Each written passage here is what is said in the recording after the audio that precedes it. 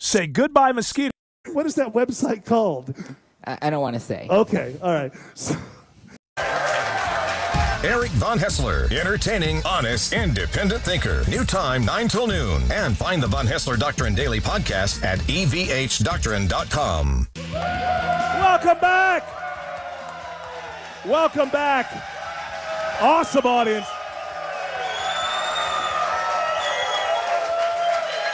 I am always amazed when people not only show up, but they stick around. Here we are almost halfway through our big radio show. By the way, no podcast today because we're out. And also, my bosses, we're taking us all out to lunch. So, we're going to have a special day. What are we in the middle of? Headlines, more headlines, whatever the hell it is we're doing. All right. This is probably a good thing for you, Eric. Facebook Messenger will soon allow you to delete sent messages up to 10 minutes after you've originally sent them. So if you send a little booty message out, then you know me. Booty message. You know me. You can and you regret it, you can delete it. You know me on the weekends. The alcohol gets flowing. Yep, Eric sends a lot of booty messages. Oh, yeah, it's all booty. Tim, come on up with your booty. You know, the truth is, this doesn't do any good for me. You say we can now delete messages. Within 10 minutes. Within 10 minutes. See, what I did was I deleted Facebook. So there are just deleted it. It didn't take 10 minutes, and I'm never going back. Actually, I still have a page, I guess. They still track you, though. So. I just never go. They track me wherever I go? Oh, yeah. They know you're here. They know where you are. Well, I tried to, when I thought that I got rid of my Twitter account, but it doesn't actually go away. It goes into this, suspended animation. Yeah, it's just dormant. It's just dormant. Sleep mode. And then every time one of you tries to put something cool on Twitter, Twitter sends me a message and says, hey, you want to talk to this person? And I realize that if I go yes, then I've reactivated my account. And I find that to be sneaky. And I'll say this again. Is there anyone like me? Now, we have a show. We have to post the show. So we have stuff online. We have social media, Von Hessler Doctrine. But is there anyone else here besides me who was on social media and decided, you know what? We have stuff online. We have social media. Got off it. Anyone? But is there anyone else? We got a few. 3. All right, we got some. Look at this. We got some. I'm telling you, people are coming around because you feel like you have to be there. But if you don't have a business or something like that, you don't have to be there. Just get out. Why do you care how your friend from 20 years ago voted last week? What do you care? We didn't used to care about this kind of stuff. That music tells me we got to go. George Stein is going to join us when we return.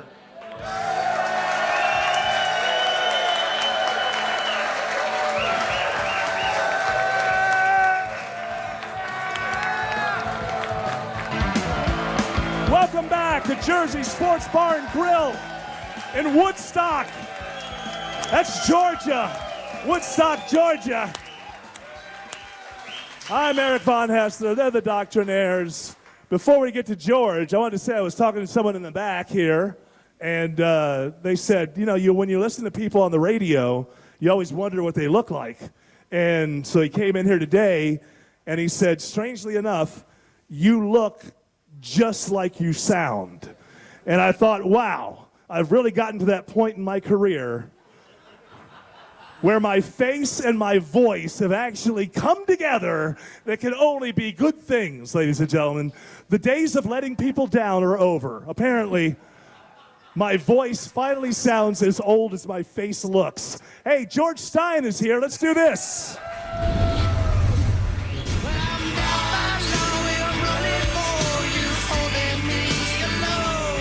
It's time to go down by law with George Stein. George Stein. Look All at right, how George. thin he is. He looks so yoked and. Well, George Stein is what is it? Judo? Judo master. Yeah. This guy does judo all over the world, and I don't want to bring it up again, but a couple of weeks ago he flew all the way to was it Mexico City or something? It was Cancun, Mexico. Yes. Cancun, Mexico. Flew all that way. Loves judo. Apparently got his behind handed to him pretty quickly, but I'm sure it was enjoyable to be in Cancun, right? I had a good time after the fight, yes. Was it a quick one, or did you? It was overtime. It was a decision. I know I'm embarrassing you, but look, you're in so much better shape than I am that I have to. Well, thanks. I have to look for some way to say, well, I've never had my butt kicked in Cancun, Mexico. So that's one thing I have on you, but it's the only thing I have on you. Let's do some law stories. Yeah? All right. Jared, well, you okay, Jared? No, I'm great. I was making sure you were ready. Does somebody dose his drink? I swear to God. You all right? I'm good. You got some stories? Yeah. You thinking about something? You got Yeah. something happening this afternoon? I do have a lot going on this All right. afternoon. Well, you're here right now. I'm so- excited to be here. All right, a Dutch man has sued to lower his age by 20 years on his birth certificate. So this guy's 69 years old, George. Yes. And what he's saying is that he doesn't look 69. He says his biological age is 49. I don't know how he got that, but let's assume that's true. And so he says he shouldn't be discriminated against when it comes to wanting a job. And better than that, Yes. he says when he goes on Tinder, He's not getting any hits. he's not getting any hits. And he says, because he put 69, but he says with a face like mine, if I put 49, I'd do great. So he's suing to change his biological age on his birth certificate. Now, obviously, this is a bit of a stunt, I would think. But in this age now where we can identify as a different gender, we can identify as all kinds of things, I'm wondering, and that stuff is being held in law. People are changing their gender at birth, their sex, right? Yes. So how far are we away from being able to say, my biological age is this, therefore I should be treated by my biological age, not my chronological age? Well, yeah, it doesn't seem like it's a very realistic lawsuit. Of course, it's in a European country, so all lawsuits could happen in European countries. It's a Dutch thing that they're doing. But if it were, You ever have your butt kicked in Deutschland? no, not yet. Okay. But I'm going there next year. Okay, very good. Go ahead. But it's I meant Holland. The theory is it's based on discrimination, and he's saying he's being discriminated against. And I think the Tinder argument's a weak argument. There is one stronger argument. He says at his ripe old age of 69, he can't buy a house. He can't get a loan to buy a house. So he's bothered by that, and maybe just an excuse he's using. But as far as being a realistic lawsuit based on our Constitution, this would not fly. And he did go to a doctor who said his biological age is 20 years younger. Okay, now I agree. I looked at this and I thought this is probably a stunt, and no way this would fly now. But I'm asking you, you've seen the law change over the last 20 years or so. In my mind, I could see where somebody could say, if I'm biologically this age, I should be viewed as my biological age. Do you see anything like that? Look out 20 years. Would you be surprised to find that something like that could happen? I would be surprised, but if they did have something like that here, I think I would file a lawsuit against you to raise yours because you won't exercise. That's exactly correct. My biological age, my chronological age is 54. My biological age is 74. But like that's okay. You should be able to live your truth. So my truth is being unhealthy and older than I look. I mean, if that's what you want, I want to support you in that and your journey to being an old fart. You have that right. You want to hang out later? Ew, gross. You're so old. God, get out of here. Who is that old guy? I'm suing her. Okay. Next story. All right, a federal appeals court in San Francisco ruled against the Trump administration, saying the government cannot immediately end the DACA program. All right, now this is these audiences tend to be a little bit conservative, so I know pretty much where most people think about this. But take it out of DACA, all right, which was an executive order by Barack Obama, which basically said you're not legal, but you're protected, and you're not going to be kicked out of the country. It's for kids that have been here for years and years. Right, They're right. not legal, but they've been here. Let's not get into the issue of the pros and the cons necessarily of DACA. I want to talk about executive order. Now, if it seems to me that what these courts are saying is, it's been 4 years now, it's been 5 years out, whenever DACA went through, and these people are used to this. And once you get people used to something in the country, then you can't come along and just yank it out of their hands and change their status. So what I'm asking is, if this actually stood, wouldn't presidents in the future be able to pass executive orders and change all kinds of laws? And as so long as they did it early enough in their administration that 4 or 5 years or 6 years had gone by on any law that they changed, if this stood, in the future, wouldn't presidents pretty much be able to change laws fiat by executive order so long as there were 4 or 5 years before the first challenge came up? Probably so, but That's not a good thing. the courts look at it. It's not a good thing, and remember this too. This court is a liberal D.C. district court, probably with a liberal judge, who wants to rule against the president. They've had other district court judges do the same thing, and what he's done, he's asked for relief from the U.S. Supreme Court. He wants to fast track it there, but unfortunately they turned it down because there's a certain process you have to follow to finally reach. This is Trump. So the Supreme Court has told Trump we're not going to look at this right now. So, and the reason this holds until a different appeal comes through, right? Right. So the D.C. court basically said that the Trump administration, in their infinite wisdom, when they waved their wand and made the executive order, that it wasn't rationally linked to a legitimate basis. They didn't state a claim of any reasoning behind it. They just said, in a conclusionary sort of way, it's not a good law. Right, right. So what you're saying is they didn't file the paperwork properly. Yes. That's basically what it comes down to. So they can do it again. But by the way, this is why the blue wave is not something that materialized, because by keeping the Senate and the president is there for 2 more years, maybe 6 more years, but at least 2 more years, the idea with all these judges is let's replace these judges down, even if they're only there for 2 more years. Let's say, I don't want to, please don't bum rush me. Like it is America. If Trump were to lose in 2 years to a Democrat, the idea is in the next 2 years to fill these lower courts with judges so that in the future, a Democrat president gets frustrated by the lower courts the way a Republican is being frustrated by lower courts with people from the Obama administration on there now, right? Yeah, it's sort of a good preemptive move. Yeah, because obviously they can decide. To me, it seems easy. You can't change things by executive order. That seems obvious. This is new, isn't it? It's where people are new. saying, well, you've created a precedent here, and you can't change it. But the Constitution says laws have to come out of Congress. Yes, but I mean, right? Executive orders can be good. There has to be a rational basis for it. But going this far with an executive order, I think, is getting outside the lines of what you could. I think he may have stretched it. But don't get too cocky, because everybody laughed at Obama when he said he's got a pen and he's got a phone. For the next 2 years, Trump may be using that pen and that phone. I also have a stapler. You have a stapler? and I got a stapler and an inkwell. Yeah, yeah. And, well, you're old school. Yeah, I like it. And I have an abacus. You have construction paper? Any construction paper? I do. I like to make snowflakes for Christmas. I understand that this is the way that things are going, and I understand why Trump would do it, because Obama did it, but I don't think it's a good thing. I think laws ought to come out of Congress. See, this is the thing.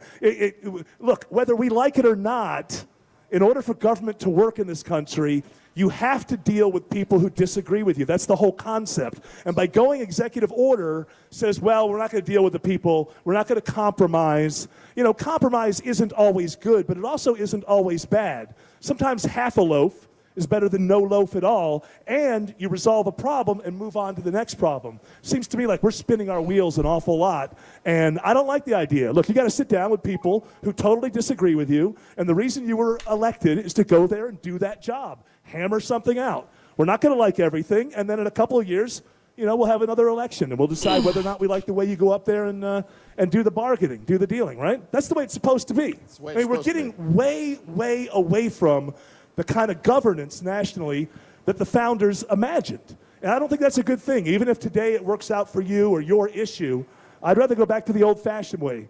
Let the legislature legislate, and let the executive execute.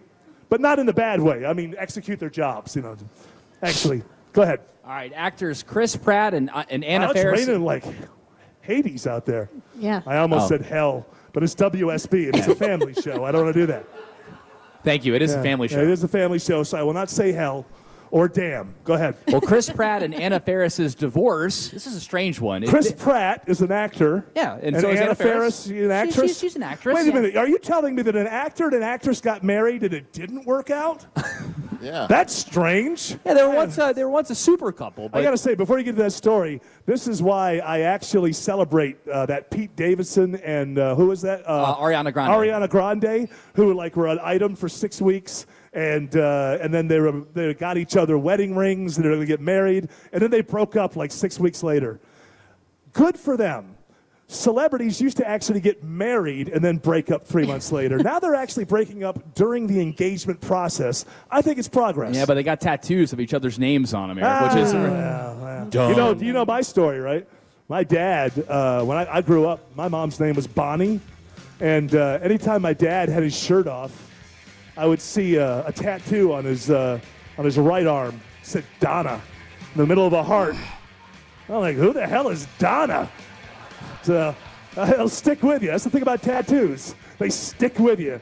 Is that music saver going to come back soon? Oh, yeah. I got more George Stein. It's in the hopper. We're coming back.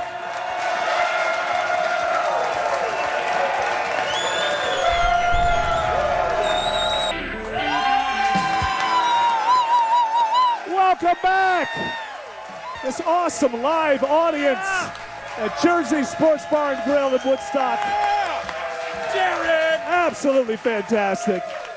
All right, George Stein, we never really got to the meat of the issue with this Chris Pratt and Anna Faris. Yeah, it says that their divorce paperwork dictates that they live 5 miles apart from each other. Now, I want to ask you this question. As a man who's been married for 31 years, and I have no interest in divorce. It's been 31 years of absolute bliss, I tell you. Absolute, just great. But is this, for others here who may not have as great a relationship as I obviously do, is this what more and more of divorces are looking like now? Like more cooperation? This idea that I can't... Conscious uncoupling? Yeah, conscious uncoupling, whatever the hell that means. Has anybody here been consciously uncoupled? Yeah, me once. Oh, yeah. I've never been divorced, but I was once consciously uncoupled, and it was ugly. I can I tell was you that. unconsciously uncoupled. It was Yeah. very. You were in college. Yeah, I know. So you tell everybody you were unconscious, but some people believe that you're lying. So I want to know is, does this hold? What if somebody has to move 8 miles away? I don't get it. Actually, this wasn't ordered by a judge in the divorce proceeding. It was by private arrangement with a private judge, sort of like So they brought it to the mediation. judge. They brought it to the judge. It's a mutually agreed upon contract, and it is enforceable. They have some provisions in it that say if you want to move further out than 5 miles, you have to give 3 months written notice that you're going to be moving. Now, is there any truth to the idea that this is just a way, this conscious uncoupling, a way to pretend that you're not destroying the lives of your children by breaking up? Is that... Well, the reasoning behind it in the first place is for the... People did not dig that one, let me tell you, George Yeah, Stein. so you got some looks on that one, Eric. So, it's supposed to be for the welfare and benefit of the child. Okay, So, all right. of course, that's what it's Now, the all other about. Yeah, your idiot father's still down the street. Go ask your idiot father. Yeah. He's right. You can walk to a block to his house. You can go live down there for a This day. way you can flaunt your boyfriend or girlfriend. Oh, yeah, drive by. Yeah. Hey, George Stein, tell people how they can get in touch with you. Yes, in your time of need, if you want a quality lawyer, I think everybody knows my phone number, 404-522-1000. That's George Stein. That's Down by Law. Even more headlines when we get back.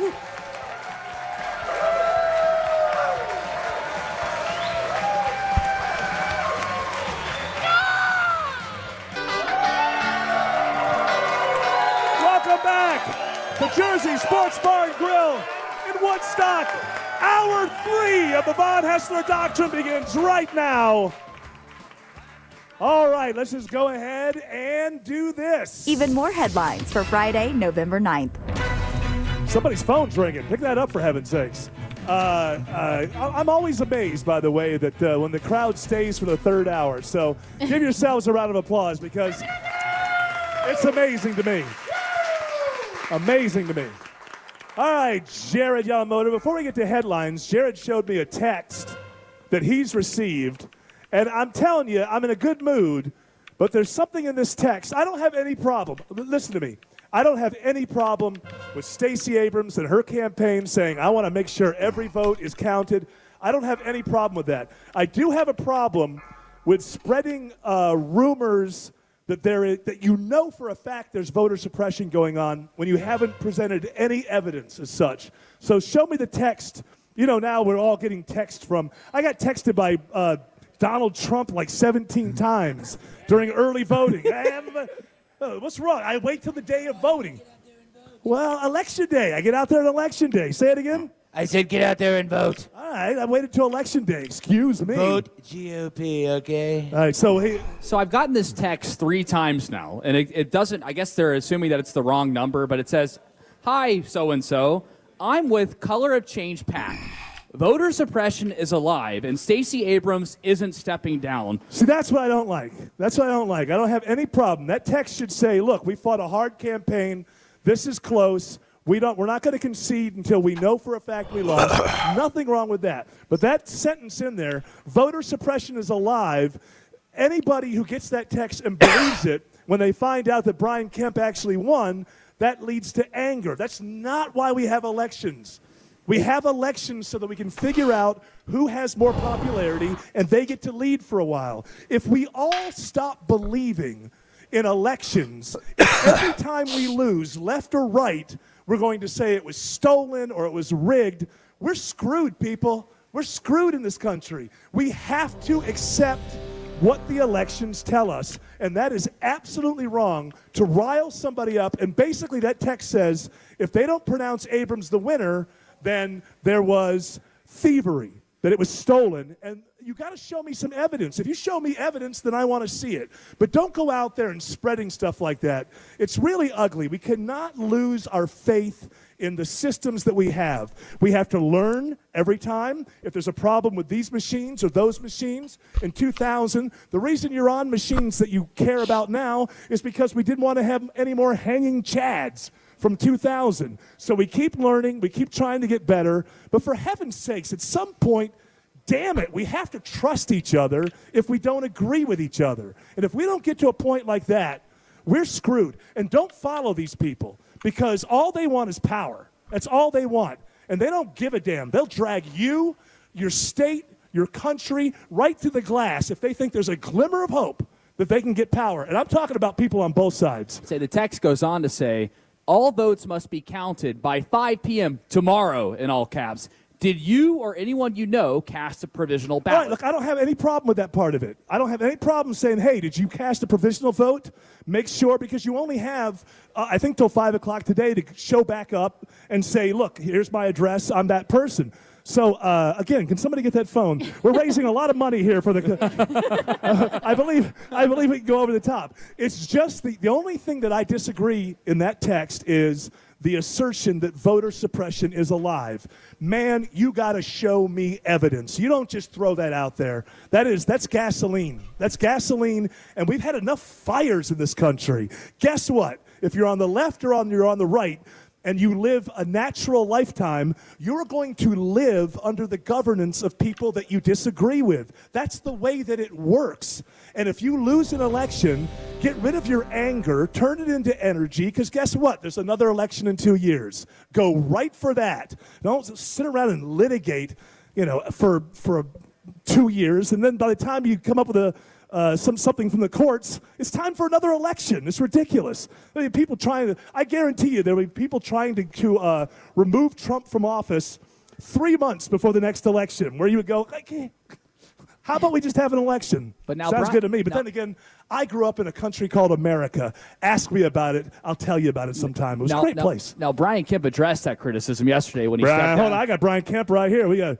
Yeah, I addressed that yesterday. So you're not going to say it again? I'd like to hear what I said. Oh, you don't remember what you said? So I wasn't really concerned about that, but I think in light of where we are now, this will give public confidence to the certification process, even though, quite honestly, it's being done at the county level. All we do in the Secretary of State's office is make sure that all of that is done properly. Can't we just deal with reality? Brian Kemp is not in his kitchen counting these votes. We should be pulling short. I'm sorry. Hope you enjoy the radio show. But we should be pulling boxes shortly. and boxes of these provisional ballots. Here I am, ready, won't we see? 1 for Stacy, 10 for me. Yeah. Half of 1 for Stacy. What, dear? Brian, you run out of white bread? If you're going down to the grocery store, I look in the freezer, ain't nothing left in there. don't get the plain this time or the creamy. I want the extra crunchy. Now, what did y'all take out the trash? Honey, I'm busy. I told you I'm take out the trash before you started them counting votes. I'm counting provisional ballots. What are all these votes doing in the trash trash can. Now, those are ones. Well, maybe I'm wrong. Perhaps it's Recycle going- these, Brian. I told you to recycle them. No, those were ones where the names wasn't signed. You would think this is exactly how it's going on. Honey, Brian I'm trying to Kemp, steal an election here. Come on. Brian Could you Kemp steal doesn't the come paper? I need the kitchen I'm not table going to for bother the taking them list. out. Brian We can Kemp kill doesn't him. come within 10 miles of any one of these votes. That's the fact. I would like to deal with facts and reality. If we don't like the idea of secretaries of state running for governor, then at a time when no secretary of state is running for governor, change the rule or change the law. Not in the middle of it while somebody is, but Kathy Cox ran for higher office, and she was Secretary of State. Karen Handel did decide to resign when she ran, so people can decide. But if we as a state think that it's wrong to have the Secretary of State, who's in charge of elections, to run for higher office, then change that in a calmer moment when no one is running and nothing is on the line, and then it'll be that way going forward. I don't even know if that would be constitutional to change it. I think people are allowed to run for office. So, but you could try anyway. Next, give us a. Have we even done this? Have we even? Oh yeah, we did it. we that did was the first headline. I'm so confused. Did you? I'm Did you? exhausted. I've been drinking since 9 a.m. Did you attend any of the? Did you attend any of the Save Mueller rallies yesterday? Oh! You mean those organic rallies? Oh, yeah. I mean, 900 organic rallies to save Mueller that popped up 24 hours after Jeff Sessions resigned. Listen to these folks in Mom Times Square. taking can be a little tricky, I've noticed. You have to really watch your iron skin boots. Oh my God, and they have to. That wasn't my fault. I can't be feared like that. I tell you, man, I find these people to be so damn boring. I just called them the bullhorn people. Yeah. You know, at a certain point, if you just keep on pulling the same lever over and over again, people just tune you out. I don't care. I mean, we've gotten to the point, I can't be the only one here who feels this way. If someone has a bullhorn and they start chanting, I tune out. What do we want? I don't care. Yeah. When do we want it? I don't know. Mr. Von Hessler. Yes, Mr. Sessions. I know that the newest member of the hashtag Resistance, Alabama, former Alabama Senator Jeff Sessions, the face of the Resistance now. Now, I couldn't make it down to Birmingham last night, so I went to the one in Washington, and I found me a nice little kitty cat hat. Yeah, you got you. And I'm out there with all these weirdos with blue hair and piercings, and we're going to protect Mueller. You smell that, though? You smell there's a little something in the air there, Mr. Sessions. That's my patchouli oil. I'm sorry. Every one of these youngsters that's smoking or vaping, I'm tipping off the police. Okay, so you're protecting Mueller. but Protecting you're Mueller still and making- other children from the devil's lettuce. There you go. You got at the same time, you got to make sure that anybody with a joint goes to jail. Yes, sir. Absolutely. That's amazing that Jeff Sessions resigns. We talked about this yesterday. I swear to you, if you look at it, marijuana stocks went through the roof getting him out of there. Yeah, let's hear it from marijuana. Now, ladies and gentlemen, I know this is a family show, and I just want to point out that these people are really into Wall Street. They were not clapping for marijuana. Yeah. They're like, yeah, stocks. It's Woo! just the stocks. Yeah. They got Oh, really bro, I excited. totally love stocks. Y'all. Well, you got What's I the don't Dow even- Jones today, we got bro? The Stoner twins here suddenly are reading the Wall Street Journal. I don't. Yeah, man. It's like I sold all my crypto to buy weed stocks. Dude, the MSRP is lit. What? I will say something seriously on this, though. There is going to be a point where there will be so many states where marijuana is legal that it's going to seem absolutely ridiculous. I don't know what was up to with be that putting last people poll. in Someone jail brought all those in minions states in. where it's not legal. Feared the whole I don't raid. know where the tipping point is. What's it legal in, like, That's what you get with pugs, though. 18 states? And when I Canada. say legal, I mean recreational. The medicinal thing, that's BS for the most part. For sure, in Now we're waiting on Colorado some more and priests. I think, Oregon. I think we're getting up to At least like we have 8, this 10 entertaining states, radio something show like to that. listen to. But there's going to be a tipping point where it's 25 states or 27 states where even if it's not legal in your state, putting somebody in jail for doing something that's legal in over half the country is going to become ridiculous. So What's I gonna just happen? say legalize it. I say legalize it. Why?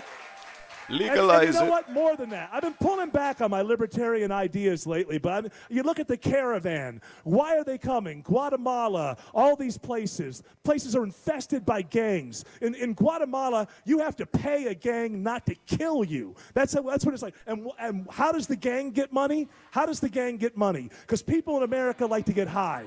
That's why. And if you legalize it, you want to get rid of this caravan, you want to give the government of Guatemala a chance against these ruthless gangs, recognize the fact that in America there are people who want to get high. And let them get high. Because let me tell you something. If a whole bunch of them get high and you don't, you'll make more money. It's an opportunity for everybody. Let's...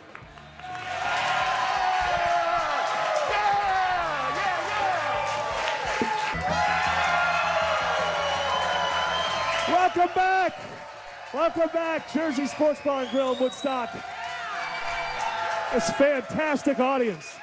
I'll tell you something about our audiences. No fatigue. There's no fatigue with our audience. They have energy. They've been drinking like crazy. It's a hell of a crowd out there. Yeah, the bar is really filling up over there. I know. We got people over there. They're drinking. We got a guy wearing an Auburn shirt. We're so drunk. We love him. Come on. He's a. All right, so War Eagle. Do you have an open mic? Yeah, I got an open mic for our buddy Rush. Hey Rush, I'm a millennial. I just want to let you know I'm a huge fan, and also a conservative and a capitalist. We're out here. All right, Rush. Well, thank you, and that's very encouraging. See, do I have anything a millennial would want? Hey. I got a scooter to give away. Hey, Rush, I already have a scooter. Yeah, what can I get for you, my dear? Well, I'm a conservative, but also a person who... Mr. Snerdley, read her some Rush Revere books or something. I don't know. Everyone's... We'll soon. All right, get time for another story? Yeah, Ford Motor Company has jumped Never heard of them. Ford Motor Company? Yeah, it's kind of a big deal. Yeah. Detroit's back. That's right. That's right, Obama. Was ISIS is on the run? Yeah, we got Detroit. I did that. So they're Who did that? I did it. Me. I.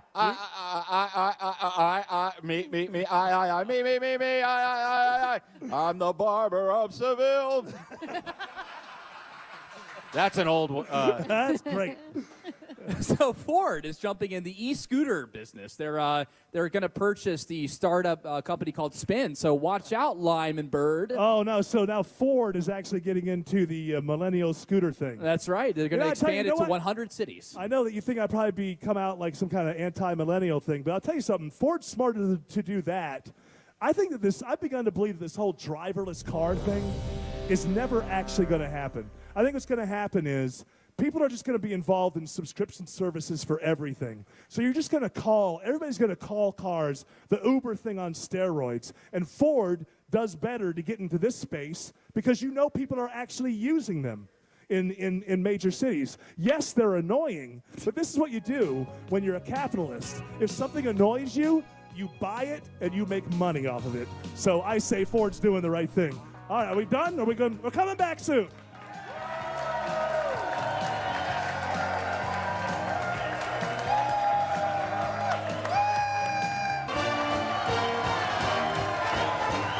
Welcome back. Jersey Sports Bar and Grill, Woodstock, Georgia. What an awesome crowd. I mean, these people have been here for the full almost 3 hours now, and you're amazing. And we've had a request, and I said we were going to do this. A lot of people want me to mention our great colleague up at Channel 2, my favorite anchor person, Fred Blankenship. All right. Because whenever I say Fred Blankenship, enough. He felt that one. And they know how to respond when I say Fred Blankenship. That's it.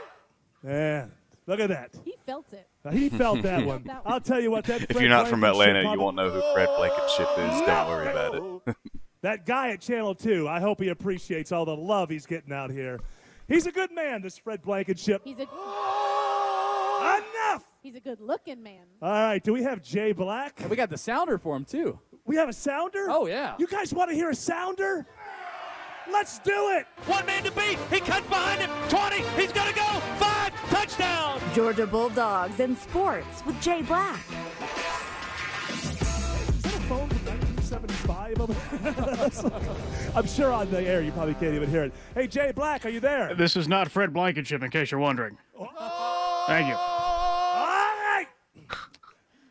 Jay Black, big. I don't know, a big game because it's such a rivalry. I don't know if we're expecting much of a game, but what do you see happening tomorrow with Auburn? Well, it's a big game because it's a rivalry, and it's a big game because the Dogs can't afford to lose if they want to get back to the playoff. And Auburn, while they've been a disappointing team, are still a good team.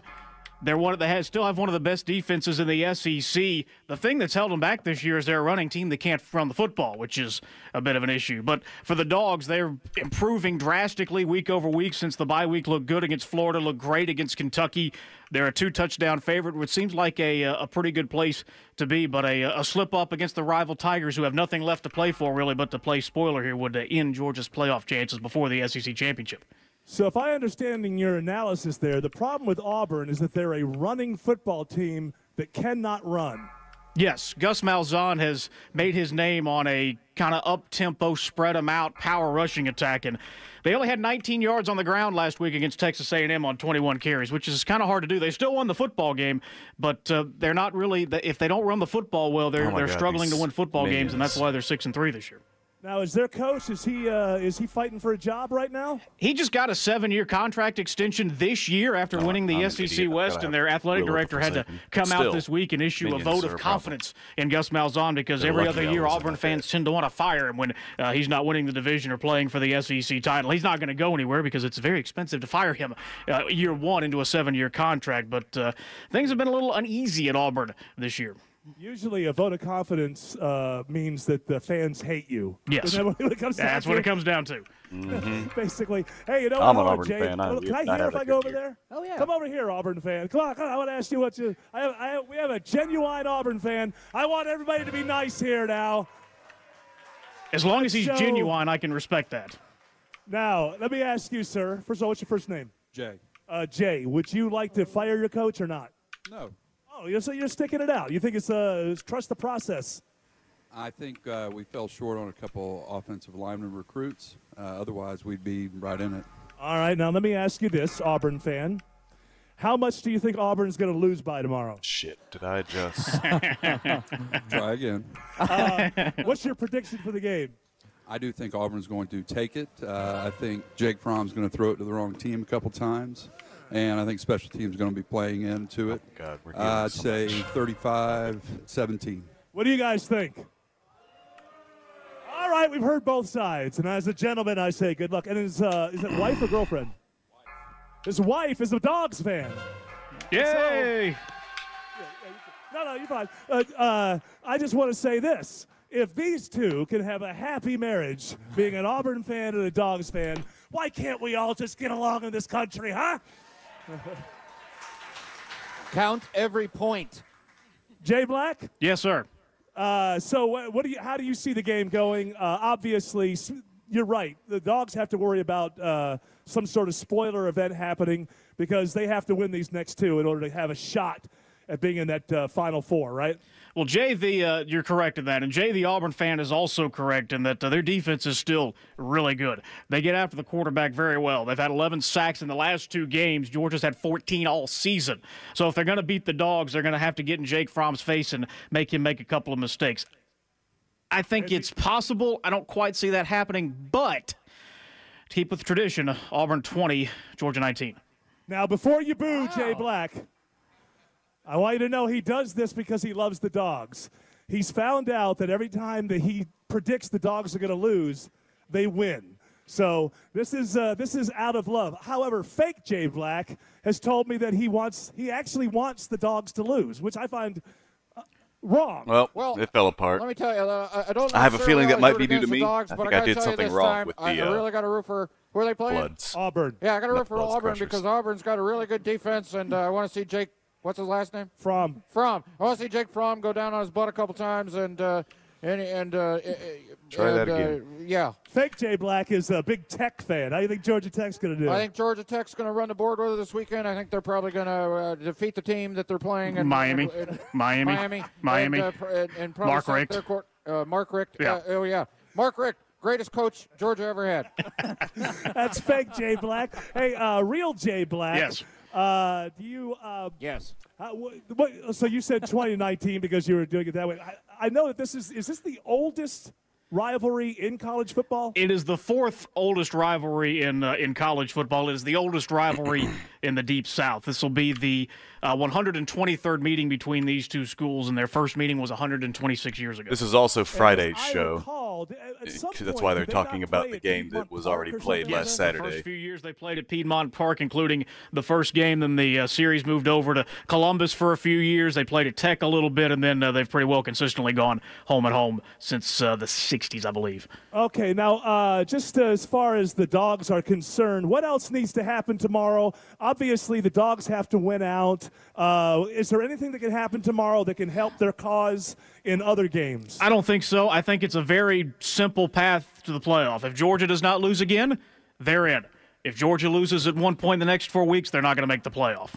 If Georgia and Alabama, which is starting, I mean, what are the odds that Alabama? If Georgia beats Alabama in the SEC championship game, do both teams get into the playoffs again, do you think? It would be hard to keep Alabama out because they've just been smashing everybody over the head. If they go 12-0 in the regular season, the way they've played and the way they've destroyed everybody, I think that locks up their spot no matter what happens in the SEC championship game. Georgia, of course, does not have that luxury. Winning, you're in. Losing, you're not.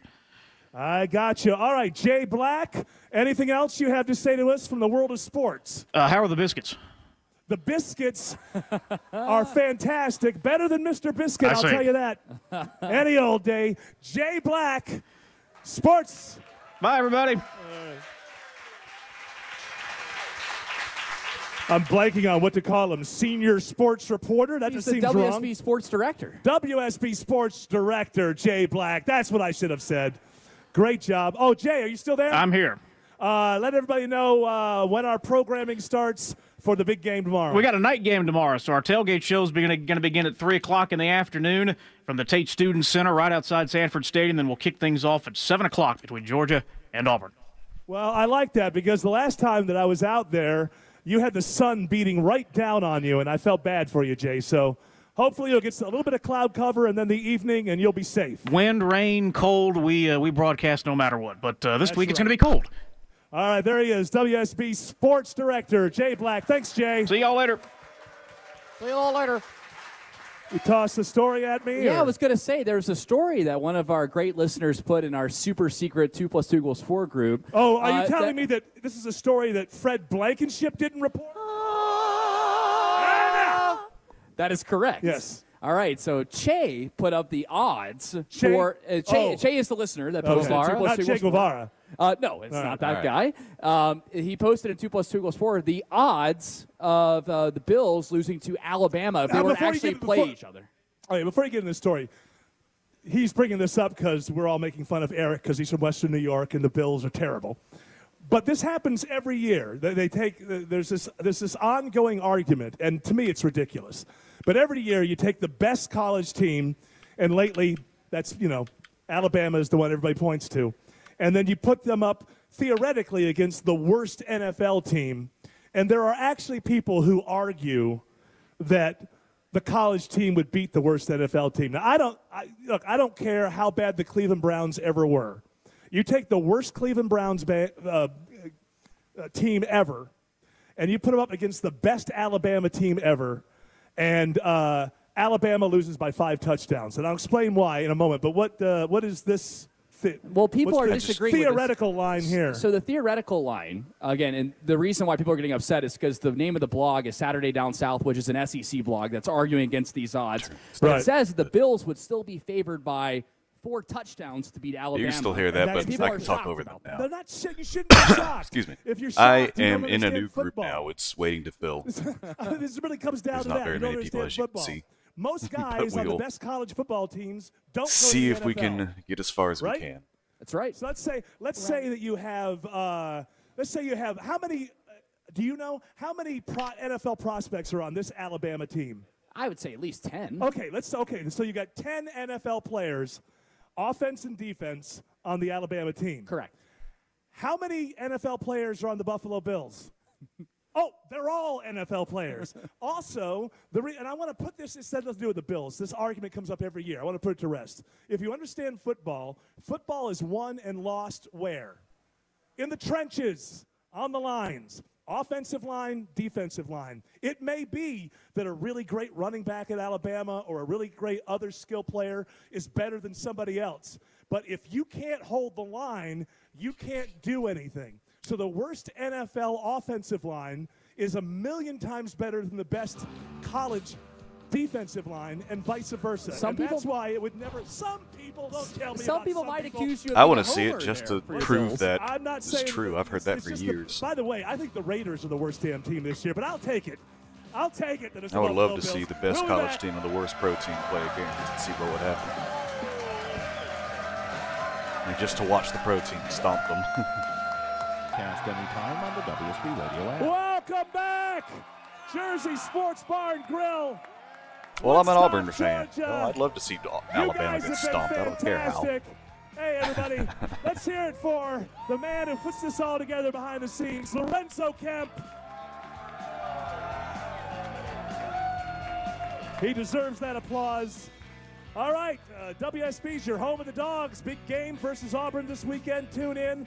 Herman Cain's daily Pure Cane Perspective is next. That's going to be followed by the expanded noon news. Is it Clark? Is it Chris Camp? It's Sabrina Cupid. And Sabrina Cupid. I want to say no podcast today. Sorry about that. Thank you to this fantastic audience. Thank you to Jersey Sports Bar and Grill. Have a great weekend. Get off my lawn.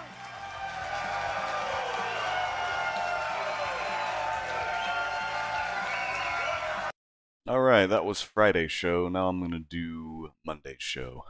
Say goodbye mosquitoes, hello yard with Mr. Mosquito Control, Atlanta's mosquito experts. Contact them today to get your first treatment free when you sign up for the season. mrmr.biz. That's mrmr.biz. Everyone has an opinion, but he's got the Von Hessler Doctrine. Eric Von Hessler on WSB. Live from Sherwood Forest in the heart of Atlanta, Georgia, Hour 1 of the Von Hessler Doctrine begins now. I am your lovable morning chat host, Eric Von Hessler. The other voices you hear are the Doctrinaires. The first of those, man of 1,000 voices, Tim Andrews is here. You know her as the queen of the invisible box. Autumn Fisher joins us, and he is the handsomest producer in all of producery. Jared Yamamoto is here. What's up, Eric? Well, first of all, happy Veterans Day. Yeah, I wish we mine would salute look all like that. veterans and all active duty.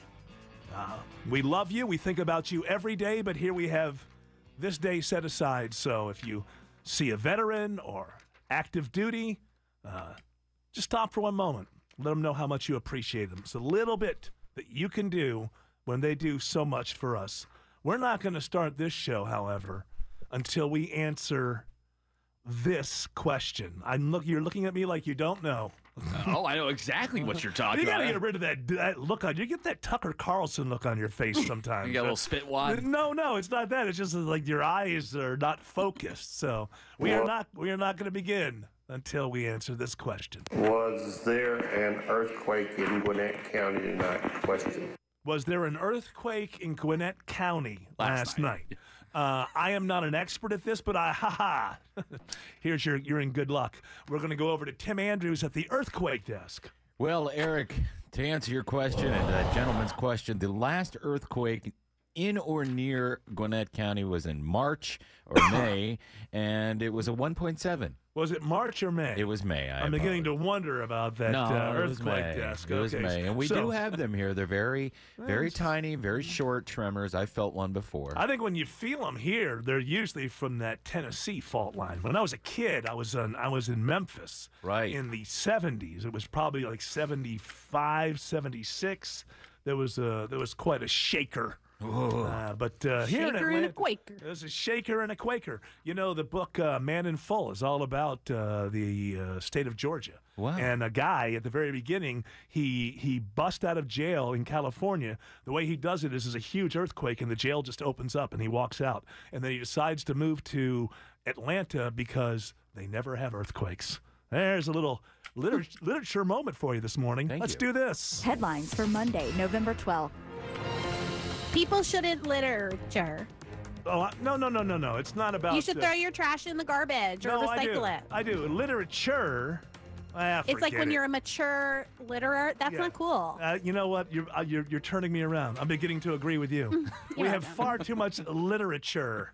These mature litterers. Yeah, I think it's like against the law too. Yeah, it probably is. You got some stories for me? Yeah, Democrat Stacey Abrams is being pressured to concede from the Georgia governor's race. I can't understand why. She's only 60,000 votes short. What does she need for a runoff? She would need 20,000 somewhere in there. Yeah, I do a fresh rate this time to meet the runoff. I haven't done any this week, is so if they pointed to every provisional ballot and said, and didn't even open it, and said, it's Stacey's, she still wouldn't be able to force a runoff. I find this to be, I don't know. I guess it's par for the course now. No one loses elections anymore. You see, if you declare and you run, you have a right to win. So never concede, because the election was always stolen from you. This is the era we live in now. You have Stacey and/or a lawyer speaking on her behalf. Oh, I've got Brian Kemp talking about the transition into the governor's mansion. Is he speaking on her behalf? Oh, well, not on her behalf. Things are higgledy-piggledy. Go ahead. On Tuesday, as you know, we earned a clear and convincing victory at the ballot box, and today we're beginning the transition process. Are you transitioning? We will work together in the days, weeks, and months ahead to ensure a smooth transition. Wow, Brian Kemp, you have something to announce? Are you transitioning? She tastes like cigarettes. Yeah. Yeah, I'm going to be coming out as I really am. Based on last Tuesday, I realized that I can finally transition. I'm going to be beginning now all the way through voter. What are you transitioning to? Oh, my God. Certification. Pardon? What are you transitioning to? A woman? Nope, a moderate. Oh, you're doing the transition to a moderate. Yeah. Could I hear him say ballot box again? At the ballot box. At the ballot box. On Tuesday, as you know, we earned a clear and convincing victory at the ballot box. Ballot box. That sounds clear and convincing to me. This is absurd what the Abrams people are doing, and some of it, I don't mind. Do you have anybody? Give me anybody at all. I don't care who they are or where they are saying count every vote. I ever heard count every vote 9 billion times. Do you have anything that says count every vote? I believe so. I believe this is Andrew Gillum. In Florida, things are razor thin. It's a little bit different. Things are razor thin in the Senate and the gubernatorial race. So it's a little different in Florida.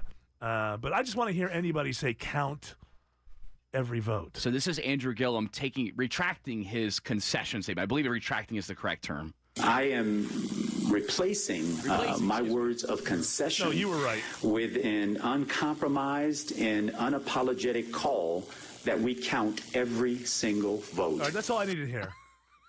Now, this is my question, and we haven't scheduled Bill Crane or Eric Erickson or any of our experts.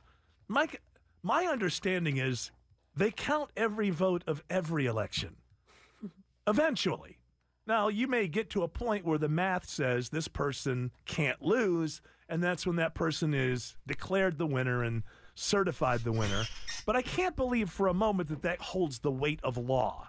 So if you were declared the winner, and then 2 weeks later, after counting all the votes, turns out you didn't win, I doubt that means you could stay in the office.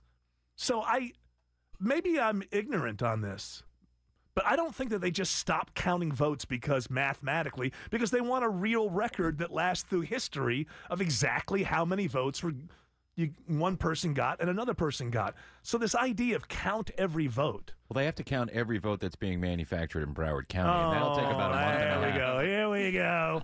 Social media monster Tim Andrews, ladies and gentlemen. Hey, even Rubio thinks there's a conspiracy. Even Rubio thinks so. Well, no, in Florida, in Broward County, you have very corrupt people running that. And I'm not saying that because of their party. I'm saying that because these are people who have been admonished by courts several times. I can't believe the same people are counting the votes. But like I say, Florida is different than Georgia. It's razor thin. in those races. There's nothing wrong with the people who are on the outside. Now, there's something wrong if they're going in there and trying to manufacture votes that don't exist. But those two races are tight enough that you could say, hey, let's hold on here for a moment and see what the actual outcome is. Stacey Abrams, I think that if you just pointed to every outstanding vote that's out there and didn't open them and said they belong to Abrams, I still don't think she gets into the threshold of a runoff, right? So I find this to be, two people, one office. Contest. Going in, that means somebody's going to lose. You damn well better be able to concede an election before you decide to run for an election.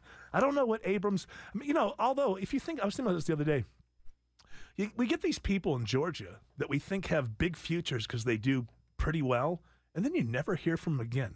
Ossoff. Jason Carter. Michelle Nunn. Mm-hmm. I mean, so Abrams may be staring into the abyss, into the state of Georgia. No matter how well you do, you seem They're to be banished done. afterwards. You're just gone. You're not allowed to live here anymore. Let's say your doppelganger, Eric, Jim Barksdale with the hat, the guy with the hat. Oh, yeah. Yeah. Remember him? Yeah, he was going to be the guy. He bought hats. He was ready to go. Never see him again. I bet she's got a warehouse of those stupid hats.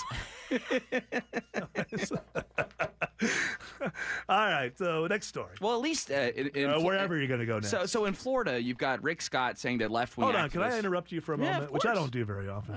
I just wanted to really, just very quickly. I wanted to ask Matt Ryan what happened yesterday. Okay, all right, that's good enough. Go ahead. All right, so here's Rick Scott talking about the governor's race in Florida. It's clear. We got some left-wing activists. We've got some Democrat D.C. lawyers.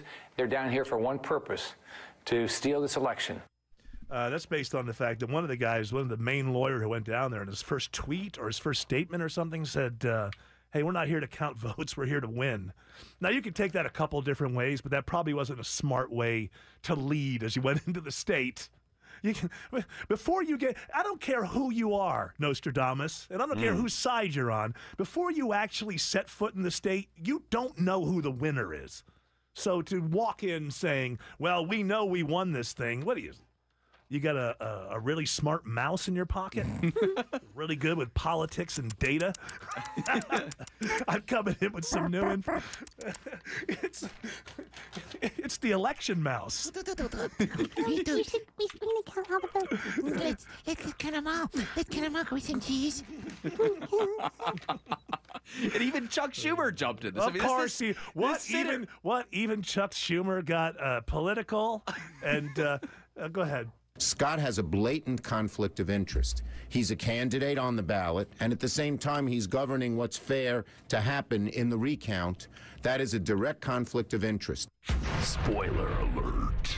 They're all full of That's the thing to remember. I didn't mean to spoil it for you before we get to the end of this ridiculous movie, but there you have it. Well, you warned us. So I warned you. I let you know. There was a spoiler alert before it actually... You got the info that you need. None of these people are sincere. Everyone's jockeying for position. And somebody wins and somebody loses in every race. But what I'm seeing, in Georgia and Florida, whoever wins, just about as insincere as whoever loses. So full of it. All of them. Not me. Brian, I'm sorry. But, no, I ain't full of it. Yeah, Eric. well, where were your guns in the general election? They're locked up where they should have been in the cabinet. All over your primary. No, they're locked up in the cabinet. I told you, I'm a moderate. You're now a moderate. You're transitioning. That's right. You're not controlling the ballot box, are you? Heck no. Ballot box. Ballot box. Matt Ryan. Life is like a ballot box. Matt Ryan, do you got anything else to add to what happened yesterday? Okay. Take me to wherever you're taking me next on this journey of politics. Sure. Actually, I was going to go to Sarah Silverman. You want to go there? Oh, was she on Bill Maher? Yes, she was. Sarah Silverman has this show called I Love You, America, which I would never watch. I mean, if you threaten my family, maybe I would watch it. I'm not sure. But I've heard of it. I've read about it. This is the most elitist thing. This happens all the time. People from the left do this. They decide to go out and meet real Americans. You know, that's outside their bubble. The dummies. Yeah, the dummies, and talk to them. And, you know, I'll bet you there's scenes of her, like, riding on a tractor or something, you know, just totally ridiculous stuff. But one of the first things I saw in one of the first seasons was she went to meet the people at Westboro Baptist Church. Westboro Baptist Church does not represent anybody. They don't represent. They're not the people that you lose elections to. Elitist morons. We'll hear them when we return. The Von Hessler Doctrine. Every day beginning at 9. Entertaining, honest, independent thinker. Eric Von Hessler on WSB and at evhdoctrine.com. All right, let's get to this ridiculous thing that Sarah Silverman said on Bill Maher. Although, for the most part, I don't care about celebrities and what they think about politics, but go ahead.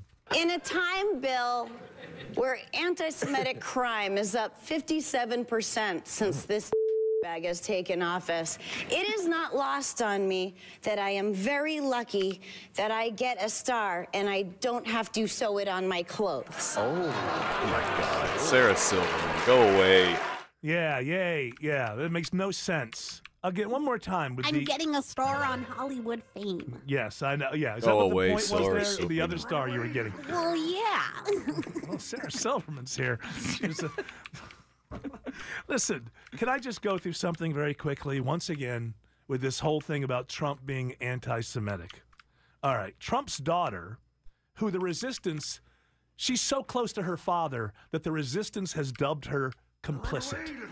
Now, the other side of that is you have to admit to yourself they're close. His daughter, the one you call complicit, became Jewish, converted, became Jewish to marry her Jewish now husband, Jared Kushner, and they made the decision. The reason that she converted was because they were going to raise their children as Jews. All right, so the one you call complicit, because she's so close to her father, I've given you that information. And plus, just to toss this in, like some of the letters that came in favor of Santa Claus at the end of Miracle on 34th Street, the state of Israel loves President Trump. And I love these elitist Hollywood, just all the elitist Democrats, from Hollywood to the academics, who are so smart that they can spot an anti-Semite before a Jewish person can. Now, Sarah Silverman, Jewish, but an awful lot of these actors are not, and people who are saying this are not. So what you're saying is the entire state of Israel doesn't have the ability to spot an obvious anti-Semite. Makes a lot of sense. I believe it's time for us to do some Monday mailbag, given that it's Monday, and the mailbag over the weekend. I don't know, that delivery on Saturday night was huge. And so we want to definitely dig into there. Before we get to that, Matt Ryan, anything you want to add to what happened yesterday? Okay, let's do this. It's the Doctrine Mailbag. We've got the open mics, Facebook messages, and emails we've collected from the week. Yeah. I believe the Cleveland Browns, have they won 3 or 4 games in the last 2 years? Is it 4 now? Mm-hmm. Yeah, one of them was against the Falcons. How does she know? I know. She has no idea. I know. I'm sorry. I forgot to play my part of, like, the dumb girl who doesn't know anything about sports. Yeah. Play your role. No, Yeah, stay in your sorry. lane. Stay in your Right. lane, for heaven's sakes. People catch on that you know what you're talking about. We lose all the sex appeal. Mm-hmm. What do you think you're here for, young lady? I don't know why I'm here. There we go. Yeah. Do a little bit of the sexy weather girl talking about It's high of 50 degrees. Humidity. Thank you. That's what you're. There we go. Now we're rolling. Sex sells. Let's go. Now give me some. Sex sells the weather. That's right. Sex sells everything. I like. Oh, Cleveland only has 3 wins. Alan tells me, and one of them in the last 2 years, and one of them is No, against he's the wrong. Atlanta Falcons. See, it turns out a guy had a better idea of what was going on there. I like it when the weather girl is sexy, but she's she's not talking about the weather. She's talking about anything else, like changing a tire or something. Oh, I have a flat tire in my car. I'm going to have to get it patched. She's going to have to get it patched. Oh, they're going to do a free tire rotation. How do you turn this station off? You can't. There's no turning off of that dial. All right, now go ahead. All right, we had a lot of love from our remote at Jersey Sports Bar and Grill. That was a great time. Yeah. All of them were, by the way. That's our last one for the year. And what we do, 3? They were all fantastic. We did 3, and then we've got our super secret Christmas special coming up That's not soon. super secret. I've told people it's going to be the greatest Christmas special since Christmas was invented. It's called the Von Hessler Doctrine Presents Thismas is My Kind of Christmas. 4 hours. It's actually 3 hours of the special, and then what are we going to call it? The Ghost of Christmas Past is going to come back. The best of the other 3 specials. Can you believe since you've been at WSB, you've now done this will be your 3rd or 4th Christmas special. And That's I tell impressive. you, I'm actually, it's not a novelty anymore. I'm getting used to aging. So yes, I do believe it. Go ahead. So James on our Facebook page wrote, "Great show today." He listened via the podcast, and he said, He's talking about not today. He's talking about Friday. Correct. And Yeah. he said, "I'll be at the next live event. I promise. I just cleared it with the wife tonight." So Well, we don't know when it's going to be. He This said raid he's wants be me there to no get matter what. He into cleared He's it with got the it. wife. Don't you Voice worry chat. about Most it. people have to clear it with their boss. Oh, I guess really he did. don't need Well, to get yeah. in voice Okay. chat. I know what I'm doing. Well, it's great. We'll look forward to you being there. I really enjoy doing those. We have a lot of fun. Great crowds. Because then I have to turn off the They all podcast. stick around for almost all of them. Stick around for a full 3 hours to watch people do a radio show. That's pretty cool. What were you going to say, Tim Andrews? I was going to say, they stick around, they get their picture, they have a good time. Yeah. They join me out in the smoking Yeah, area. if you smoke, you can find Tim Andrews Yeah. outside by the door. You can smoke with Tim Andrews. That should be something we give away in the future. Well, I'm going to quit. Smoking with Tim Andrews. Yeah, there you go. We already have a sounder. And you know what? Okay, you're going to quit. I encourage you to quit. But let's face it, it's going to be a while. Yeah, so I think we'll be able to do this. Yeah. Baby steps, right? There you go. Yeah. Oh, really baby steps. He's going to cut down from 35 a day to 34. I guess I need Since to we're talking about smoking, we actually have an open mic about this. I This am the tank. lady might have some aid for you, Tim. All right. I'll put the show back on later if this group falls apart. All right, how do we join voice chat?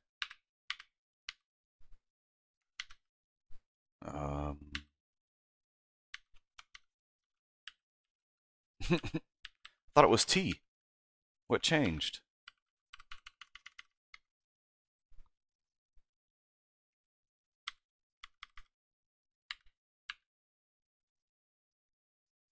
All right.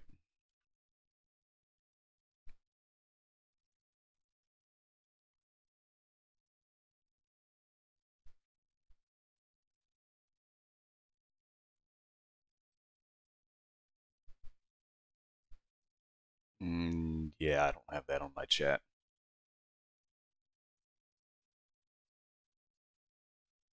Should be. Come back on it.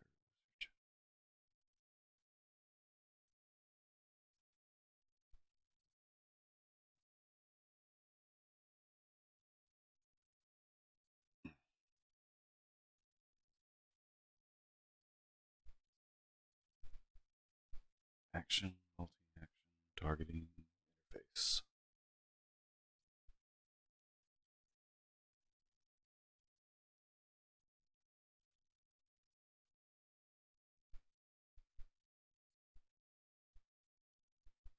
Chat pane, I think. Yeah, all right.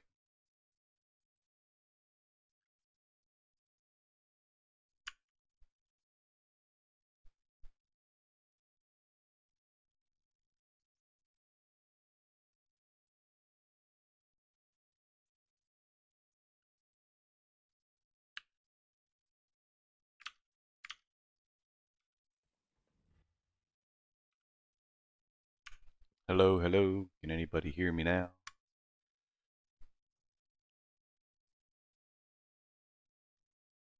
Yeah, I can't hear anybody talking in this chat either.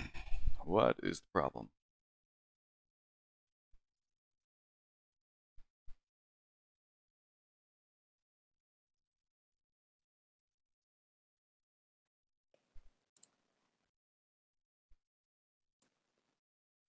Okay, now I think I can hear people. I got crazy loud.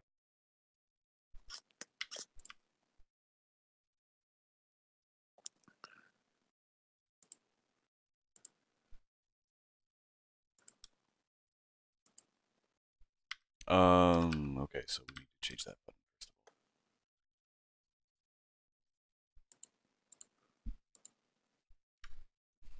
Cool. Okay. Now, instead of listening to radio show, we have to listen to the raid. I know the sacrifices are so hard in the quest for boss kills.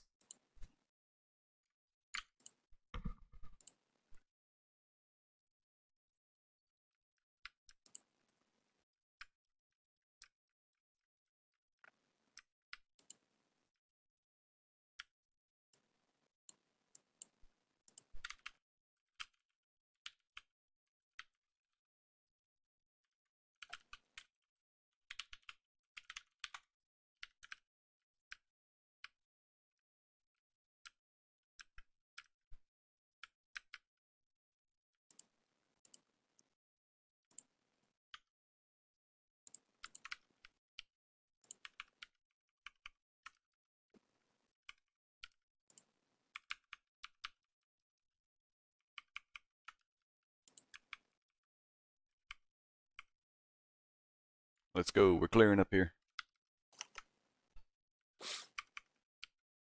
You're on the wrong side.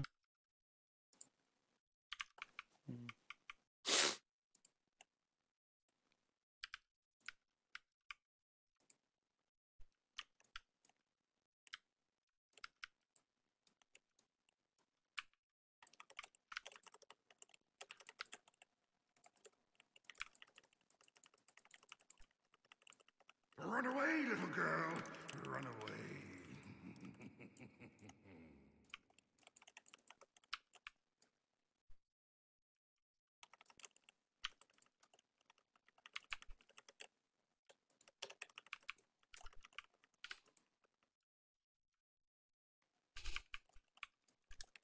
Run away, little girl. Run away.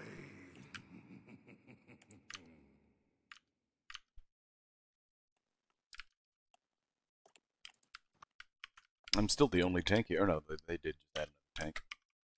It's what, just Brox and bubbled it in Ventus. So bad.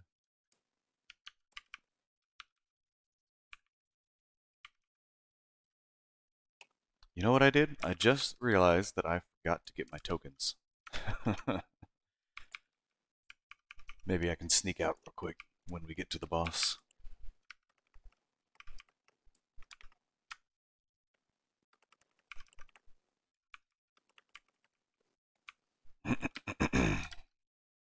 I think we're on Feeded Devourer, right? That's what this one is. Yup.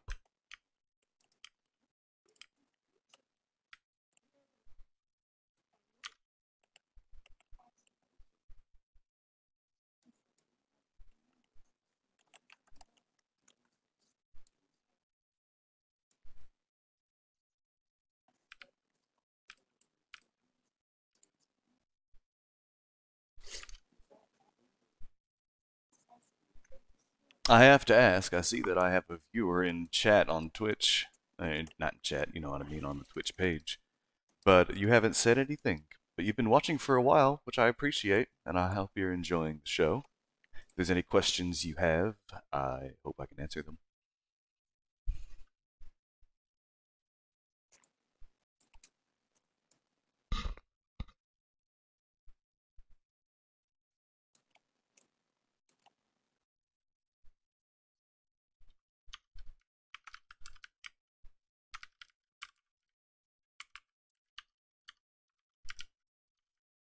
Ah, shit. That's what the other tank. I'm so used to being the only tank in the last 5 trash pulls.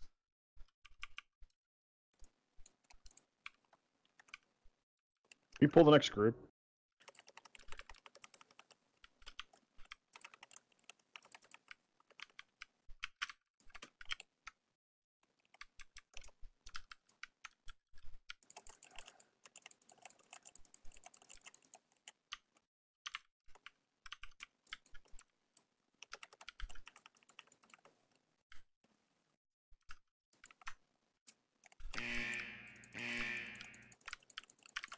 Oh, shit.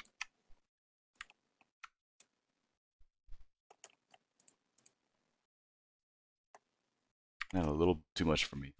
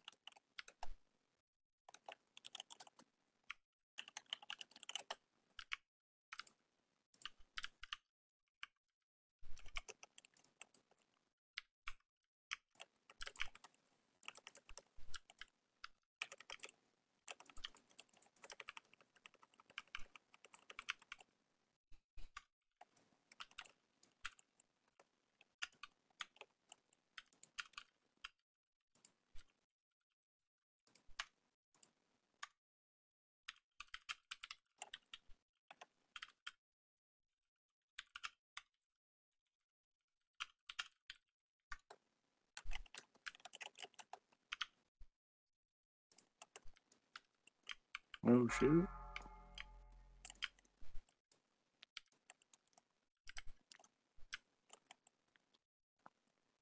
Alright, let's just do this.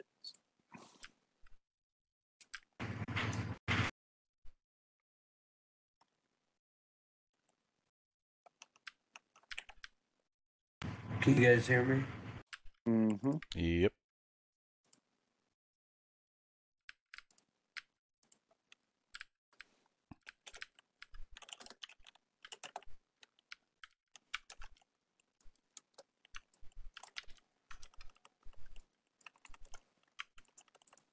I'm gonna go on a ledge and say that box dude. Yeah, he's from Azeroth. He doesn't speak English.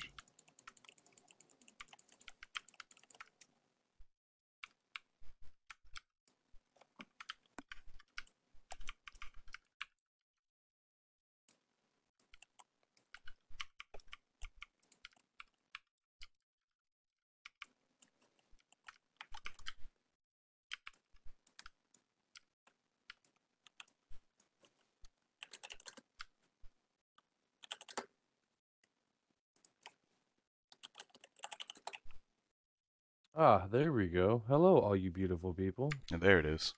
So hello. All right, now that that's fixed.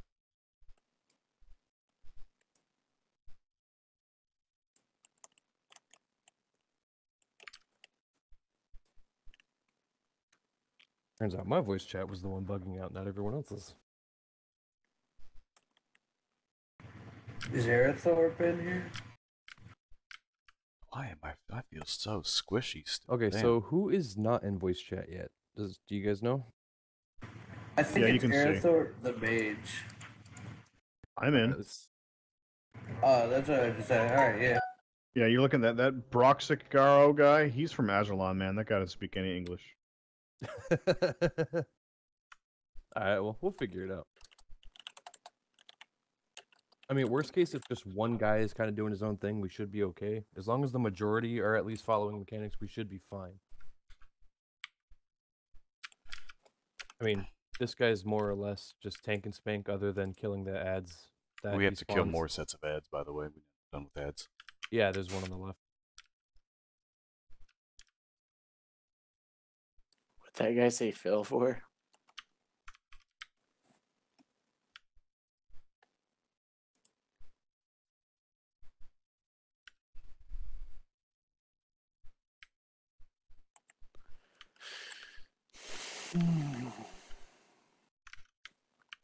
Oh, we just lost our second tank.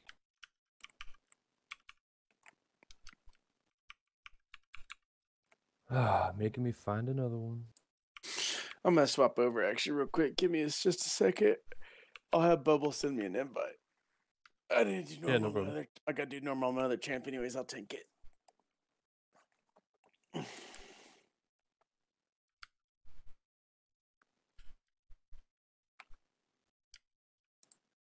So then, do we need to replace a DPS or a healer or what? If somebody's switching to a tank. It did sound like you said that. I'm not sure. All right, so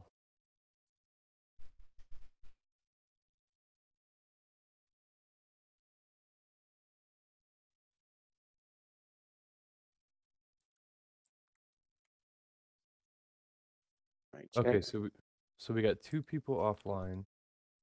I believe you were kick Sinister. Okay, that was you. All right, Yeah. Gotcha.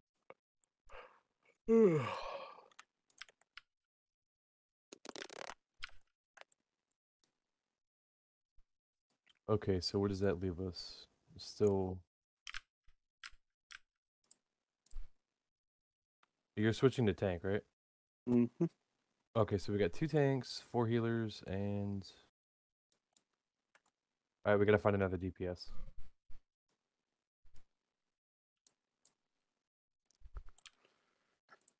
I'm not gonna switch all my shit over to take like traits and stuff, but it'll be all right. Yeah, I'm not too worried about it.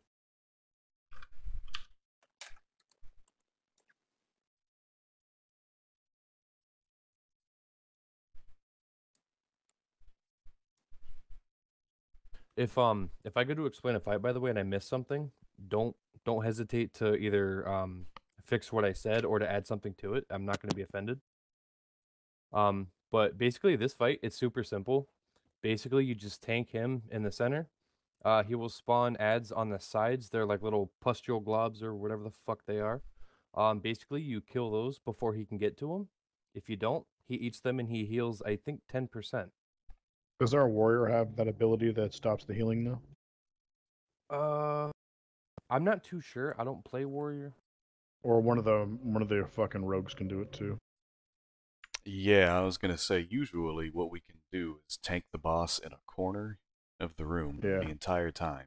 Just wail on him and just let him eat with just one throughout the fight, but other times just zerg the boss, just hit him as hard as you can. And use the corner of the room to your advantage so you don't get blown backwards with his whatever, I don't know what it's called. Hey, whatever works. Can we get another lock portal up so we can get Viva in here? Yes.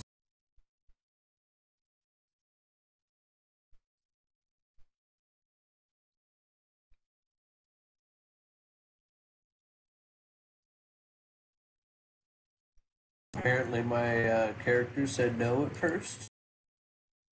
So.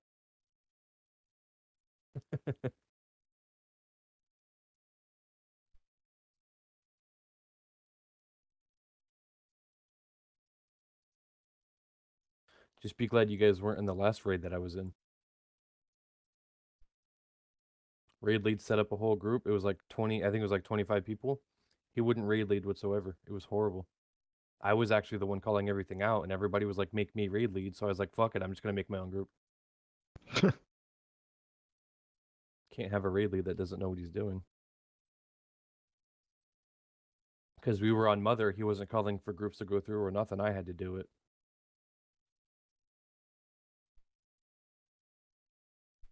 Alright, tanks, I'm going to give you guys assist. It's weird. I can't find the actual ability that knocks you back in the journal, but there is an ability that knocks everybody back. Whenever you guys are ready. If you guys have any questions regarding this fight, please speak up now before we start, and I'll happily explain it to you, or I'm sure somebody Funny thing is, I might actually need to start raid leading on this one. This guy doesn't really sound like he knows what he's doing. He's just reading. Are you not in here? I thought I was. So I just got a random summon. It's weird. I don't know. Well, is everybody here now? Yeah, it looks like it. All right, then we should be good. All right, so any questions whatsoever? The priest looks like to me he's in Dazzlora.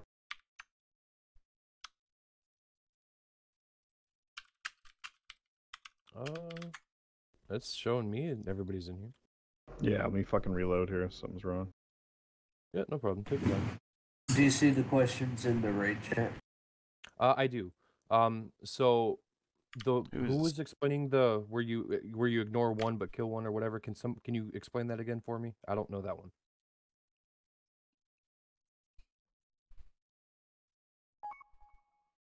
Whoever was explaining the tank him in the corner or whatever it was. Pretty much. Actually, let me put You can take him in the corner, and you poison him so he takes less healing. You smash one egg and then go right back onto him, and he doesn't have enough healing, I believe, or it's minuscule. So you just kill one and ignore the other? Yeah. Okay. As long as you have that poison or whatever it is on him where he can't heal. Okay, and I believe you said that was rogues and warriors that can do that to him? Yeah. All right, so the rogues, Pit and Venk, if you guys can make sure he's got the debuff so he cannot heal, we So I can just wound ignore poison one him? ad. You what? Sorry. So I've got wound poison, which reduces healing received. Is that just that Yes. takes care of it?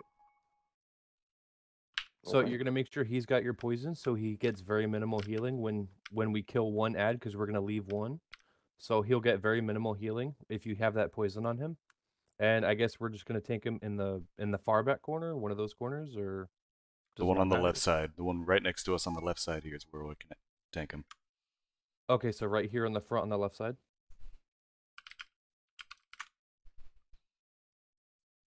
All right, so we are going to tank him.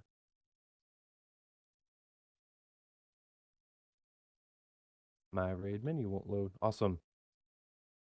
Oh, I thought he was gonna pull. I thought that the other tank was gonna pull there. It'll be easy. Everyone else will figure it out. Just we'll tank him in the corner here and stand right in between the boss and the column there, so that you don't get knocked back too far. All right, let's go count down. All right, count down when you guys are ready. 5, Oh, we got someone 4, said be right back. 3, Oh. 2, 1. Well, it's fine. He'll jump in. That's all right. He'll jump in when the fight. Yeah, when he comes back.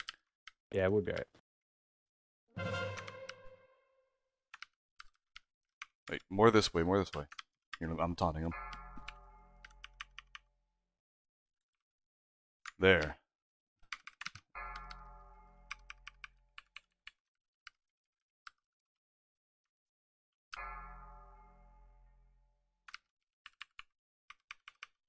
Four, 3, 2, 1. Beware. All right, get out of his breath.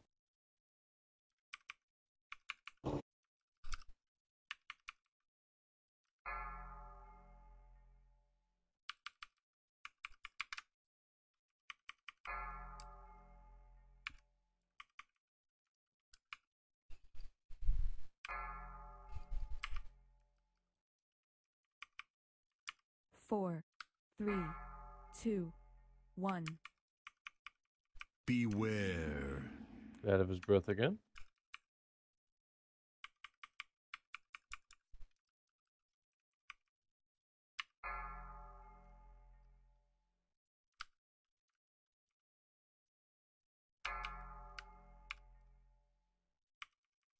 This camera angle, right? I can't see anything.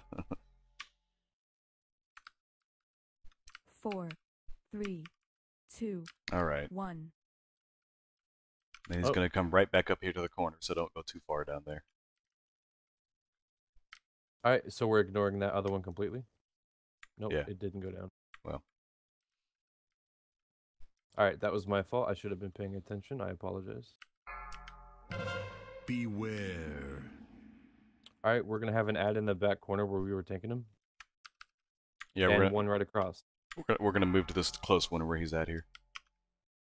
Okay, can we take out this ad on the left side? Yeah, go ahead and kill him. Kill Skull, please. Actually, yeah, I'm wrong. We should go back to that corner where that one is after we kill Skull. Or If you cleave keep him it right down. there in the middle, you can get both eggs. Yeah, that's what I'm saying. Cleave it down. 2, 1. Beware.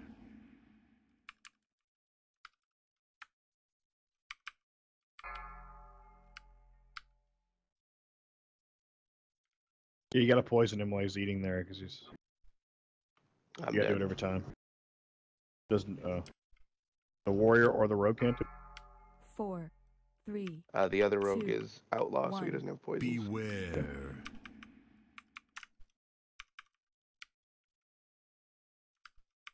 I'm assuming you guys already lost it. Nope, Nope, not we yet. can now. You can lust on pole here, can't you? Yeah, we probably should have. Yeah.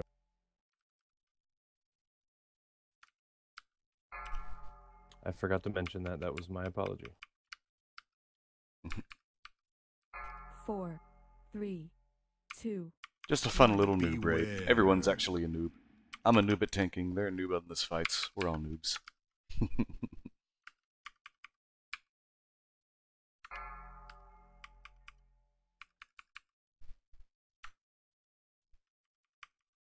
Just push him. Yeah, finish him off. Easy peasy.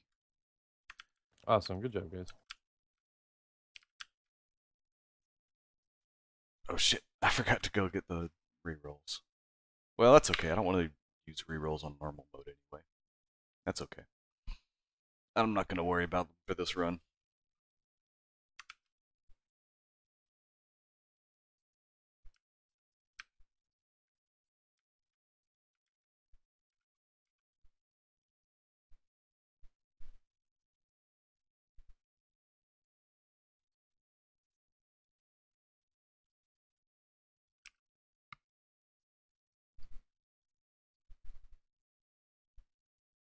I had a Mistweaver staff.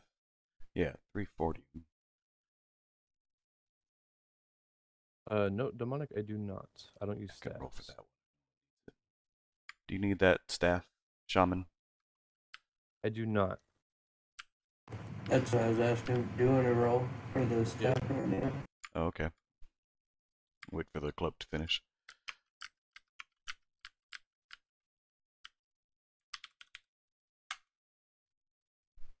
Yes. Dang.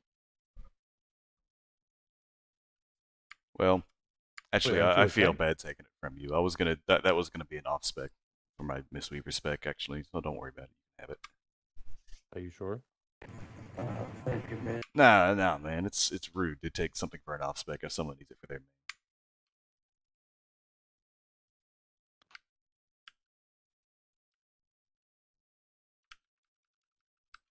It won't let me because it's apparently an upgrade, even though I don't use staves. What the hell? I hate their new system. It is such garbage. Shamans don't I'm use sorry, staff? dude. I'd give it to Can you you if not I equip could. the I staff really anyway? would. I mean, a staff's a staff. It's just the stat stick for Something. healers, isn't it? I'm Yeah, I not hate talking that to them. system, I'm just dude. not talking to Stupid. myself and viewers and It streaming. stops but people from still, I preying don't on other understand. people in guilds, though.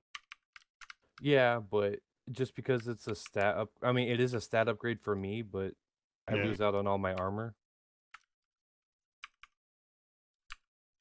Armor? What do you I get lose armor armor from and weapons haste, for? actually.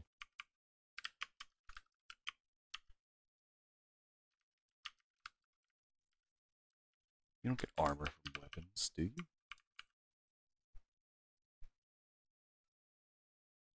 Oh yeah, he's got a shield. Derp. I'm stupid. Still, a healer shouldn't need a shield.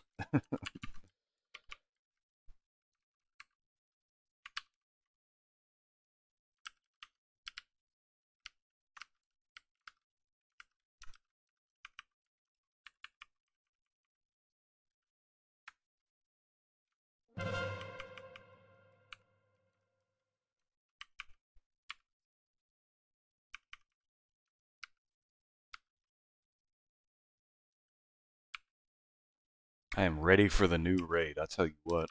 I am so sick of this circular design. Do you guys want to do a Zekvaz first? I can just feel like I'm just going down these circles for ages and ages. And that boss before Azul. I mean, the trash before Azul. Dear God. Just give me a break.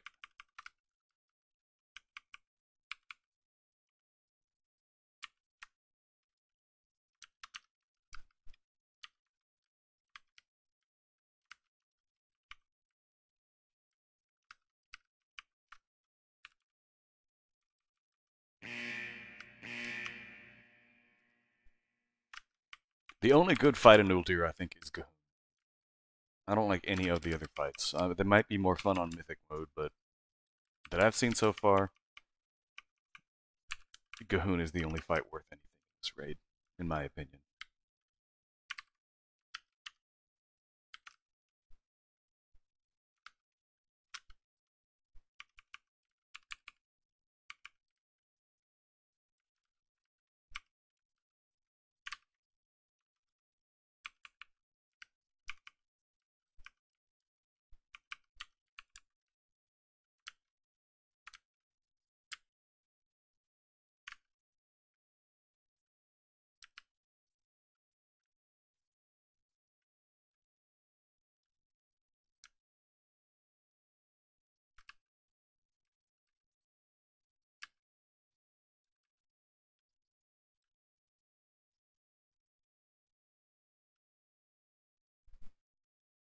I'll turn on game sound effects too, so it's not so quiet in here. Well, actually, let's get some music going. We don't need to just listen to game sound effects. I normally have a pain in the ass time on him. How about just some techno beats? Get your fresh hot cookies.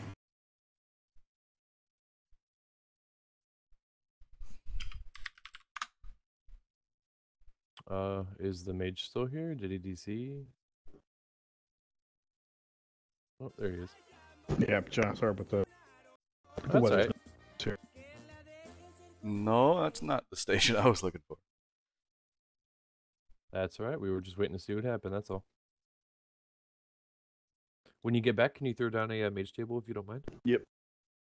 Awesome. Thank you. Thank you. Actually, he does mind. Alright. Jeez.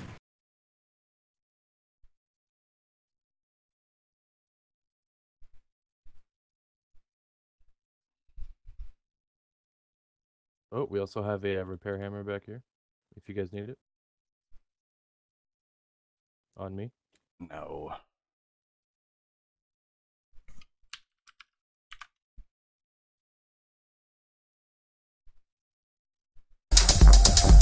Oh, it's too loud.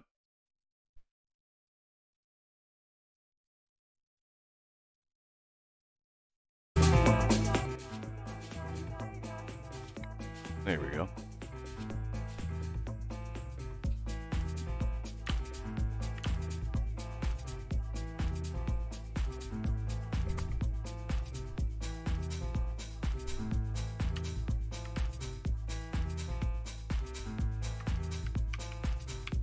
Waiting on me to turn on music, that's what.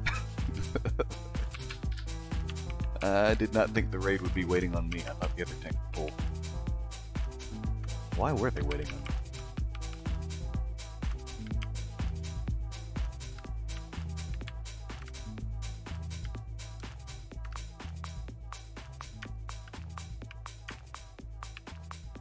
Sem aquela armadura toda, né? Eu gostaria de dedicar esse show. Yeah, you can stun them before they infest, and it doesn't happen. Gostaria de dedicar o show aos meus parceiros.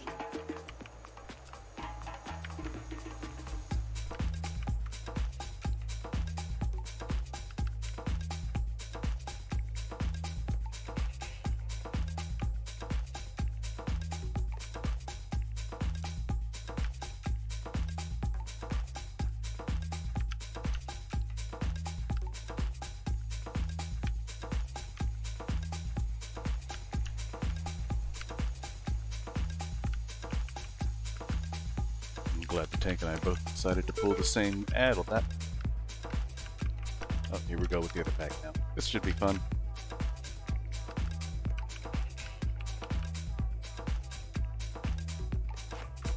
Now, what am I saying? This is normal mode. Everything's a joke. I'm so wired into playing hardcore. Or heroic, I mean. Vitor Mendonça. Fizemos umas músicas.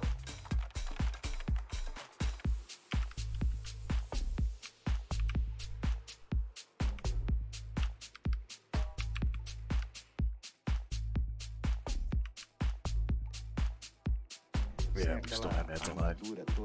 I don't like these ads at all. They just like they absorb inside of us or something.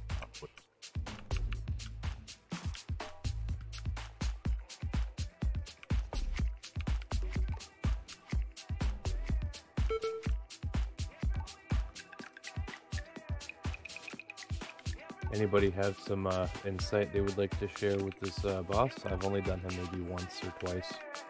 Keep spread and make sure you don't stack the Omegas or it's a wipe. Alright. I can put You'll down get some marks stacked if you with want. an Omega debuff.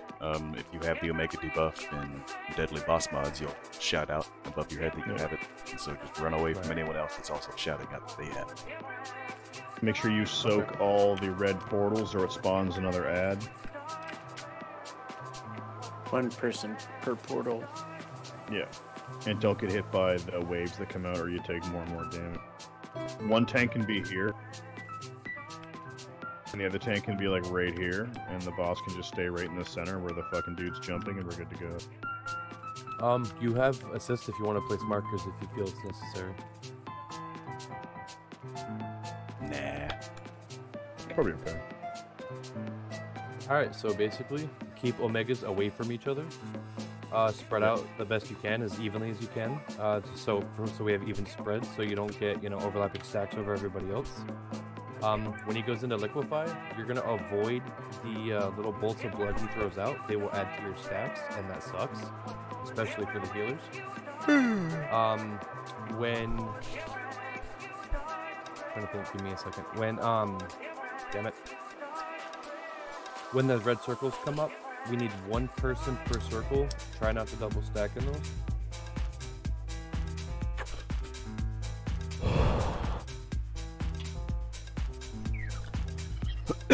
Gents, the easiest way that I've found to do this boss is everybody stacks where Star is. And when he spawns an ad, you go to the other side of him, stacked up, kill the ad. When he spawns another ad, you go back to where Star is, stacked up, kill the ad. And just rinse and repeat, and then of course spread out when he liquefies. So that's going to be a quick and simplest way to burn him down. Like I burnt this boss down 100 times, and that's the way that we always do it. Alright, we can do it either way, it doesn't matter to me.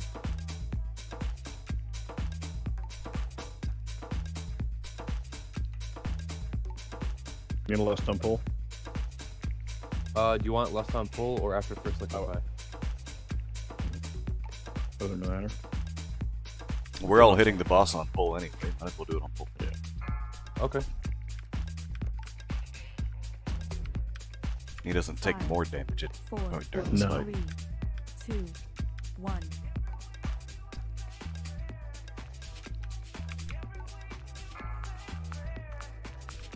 Three, 2, 1.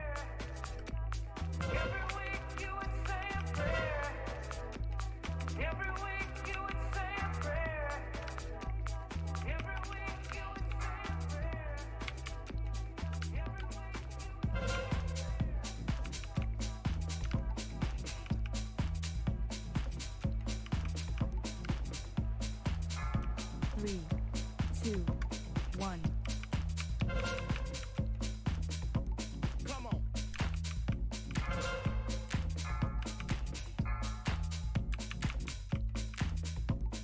Make sure you're cleaving down the amalgam.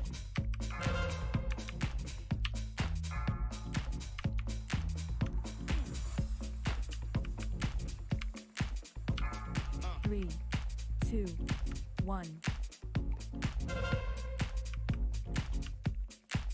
This paladin heals is kicking ass. Come on.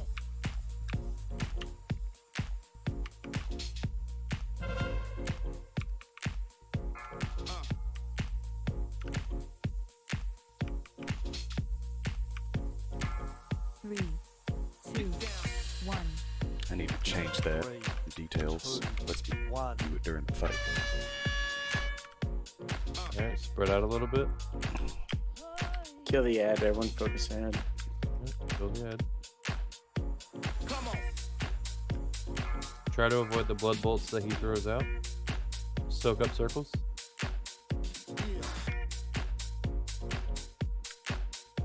Jeez, I forgot how few he throws in normal.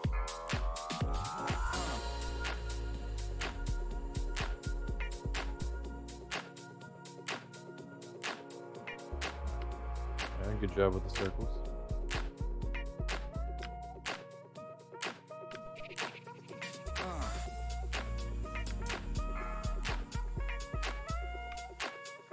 3, 2, 1.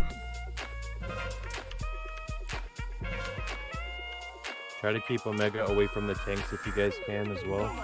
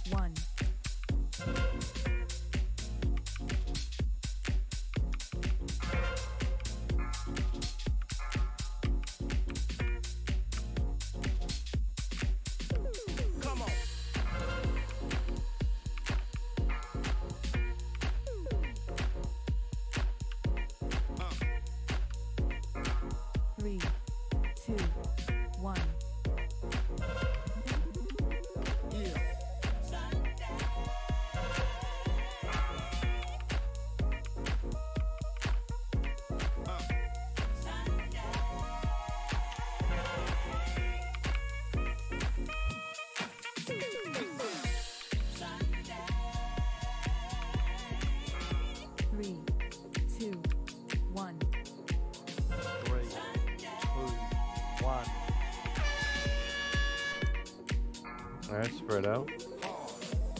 Kill the ad.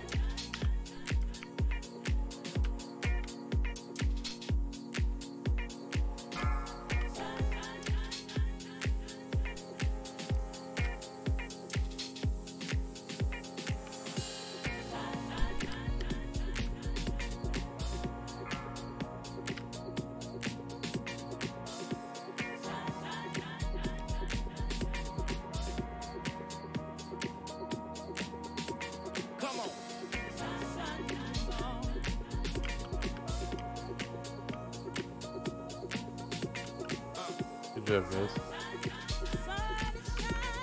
3, 2, 1.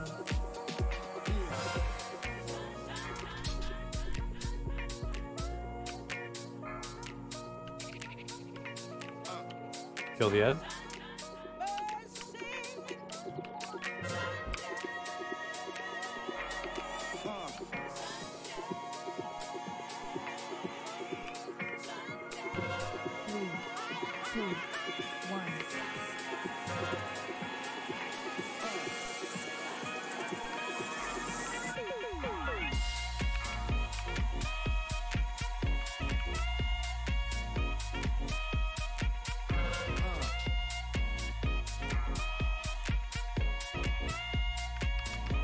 That was close. Oh, I'm not keeping up Iron Skipper. Damn, I thought I was, but for some reason it wasn't going off. Oh my god, keep me up.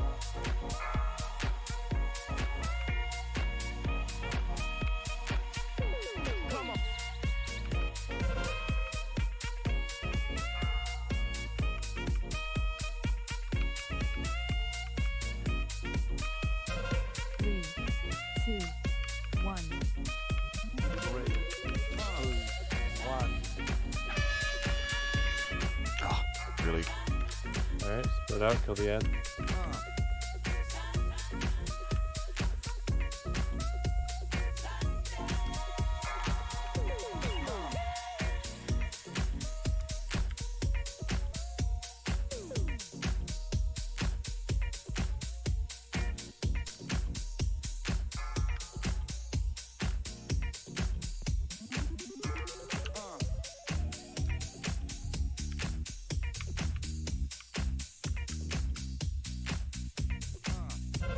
We missed one.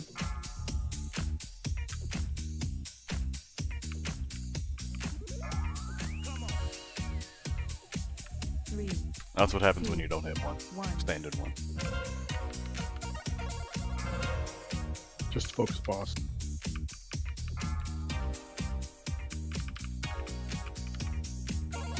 Good job, guys. I don't think we had any deaths.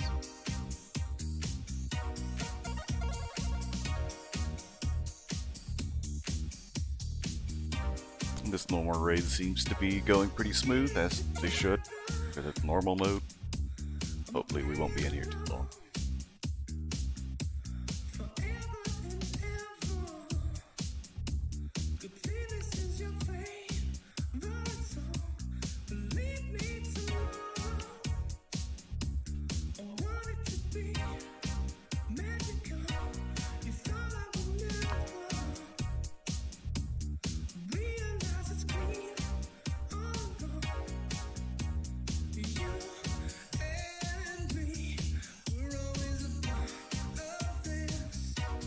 Don't be afraid to pass around loot if you guys don't need it.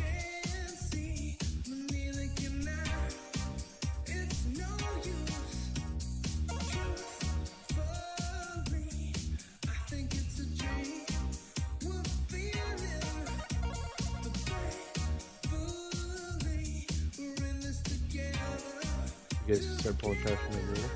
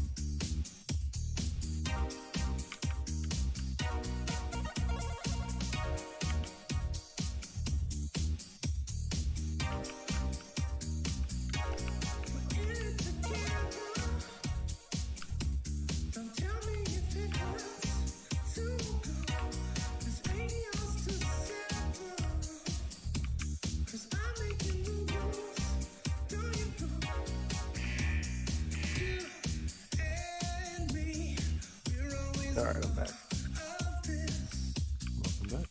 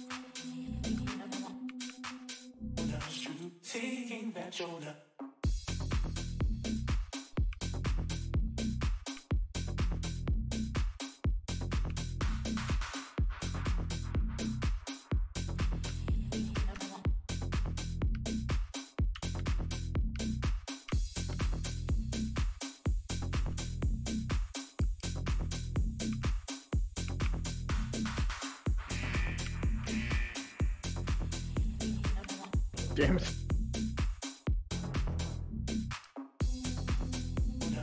I would have risked you, bro. Ah, it's all good. It's almost as fast. I forgot last time I was doing something else.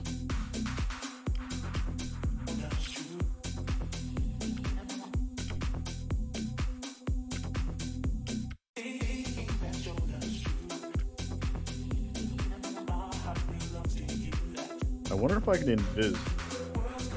I wonder if I can invis for that whole stuff.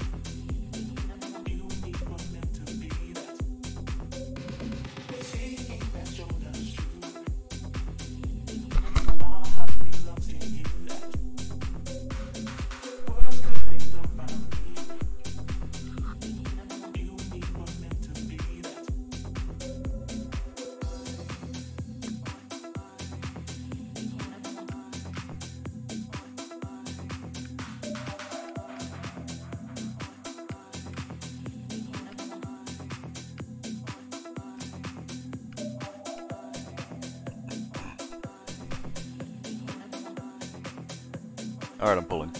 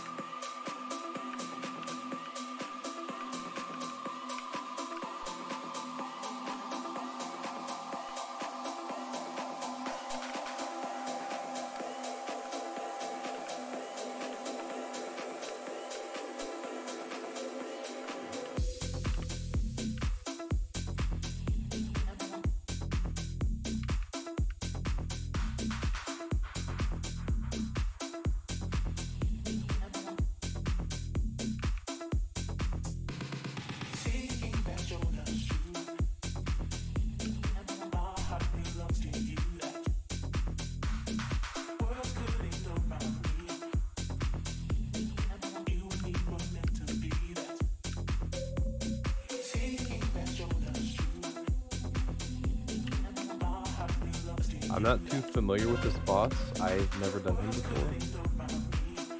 I've watched videos and whatnot, but I don't think it's enough to really explain. It's not hard. So he'll do like a wave effect starting at either the center or the outside, where the center will be clear or the outside will be clear, and then it'll alternate. It'll go middle and then far, center, mid, and far, or far, middle, center. It gives you plenty of time. Oh yeah, tons. Boss has to be faced away. He does a frontal cone. That's a pain in the ass. We have to spread for the I-beam. And then when the I-beam's done, we stack up so all the adds that come in that can't be taunted, they'll just stack up on the boss's ass and we smash them down. And the second phase, I think it's at what, 40% or is it 33%? He goes in, he'll summon adds so we can CC the two in the back and kill the one in the front and then just rotate around. You can kick their spells consistently, it makes things a lot easier. We can set markers for those ads, they always spawn at the same place. Exactly. And the last phase, a ball drops, we just have to bounce that back and forth. Wherever way you're facing as a character is where the ball will go, so as it drops, you bounce it one over and back. I don't think it... Does it mind control you permanently in normal? I don't think so. I don't know. No. It kills you on heroic, pretty much. The mind control, it falls off after you get someone down, I think 40%. Yeah, okay, there you go. Heroic and up, you have to kill them. Yeah. That I know. Pretty much fight the boss exactly right where the little south of the hammer, right where these two lines merge, and just face them away from the raid the whole time, and you're good to go. Okay. So from here on out, if you guys don't mind explaining, like I said, I've never been this far, so I don't know the fights really, other than videos. With the gear people have now, normal mode is basically just tank and spank everything with minor mechanics. Yeah. So we should be alright. Just kind of you can put a mark running through it. Where I'm jumping. Add spawns here. I don't have assist, so I can give you assist. You're mage, right? Yeah. There you go.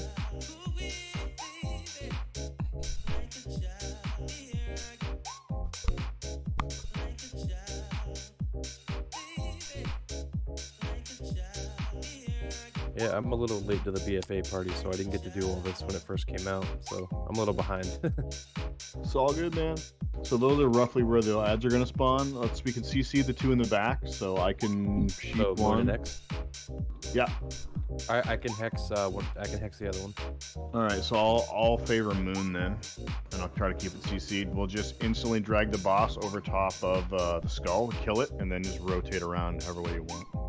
Okay. Now, there's two separate ads, right? Like two sets. Like there's the little ones, and then the big ones, you have to push them to phase. Oh, the first ads they come in the first phase only. They just run out, and so if we stack up right on his ass, they'll gather. Yeah. They're not tankable. Okay. Oh, they're not? Oh, okay, my bad. No, they fixed your person. So if we stack real nice and tight, we can cleave them down. But if people are like out here, like where I'm standing, the ad will stay out there the whole time. So you got to stack up. Okay. But don't stay stacked for the I My beam bad. that happens, I thought you could take those little ads. People, and I know on heroic it's like an instant wipe. So. All right. So if you get I beam, run out of group, basically. Everyone should spread. I think it's 6 yards. Okay. Only stack from the ads are coming out, and then spread. It's spread first. And So the tanks have both done this, right? Yeah, I've done this, and we don't have a second tank we're looking for. Actually, I think that tank left. Yeah, he left. Well, yeah, I'm here. I've done it before. But yeah, you're right. You have a tank left. All right, we I got kept forgetting to hold down my push to talk button. So I was talking and nobody said anything. I was like, what the hell? Our heals are amazing. We might build a one tank this. That shatter ability is pretty rough, and I'm not that great gear. You'll take what? Is it 50% damage on normal? Yeah. 50% for 40 seconds every time you Oh, I get think shattered. we lost the healer too.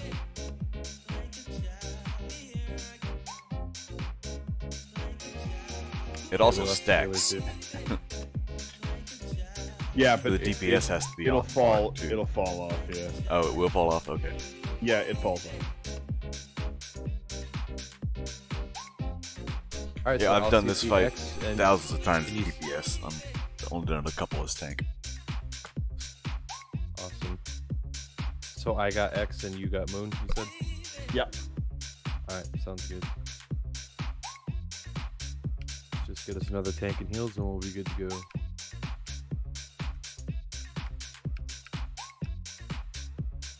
You guys are doing awesome, by the way. I really appreciate you guys joining and doing this with us.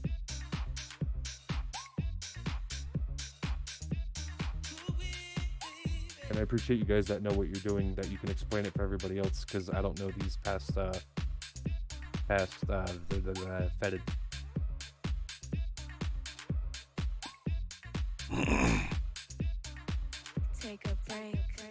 I just got my AOTC on my main yesterday, so I'm ready to step down to an alt for a while and do this instead. Cahoon's fun, eh? Yeah. I think we killed them when maybe 5 players were still alive. Very nice. Well, like I said, your knowledge is very appreciated.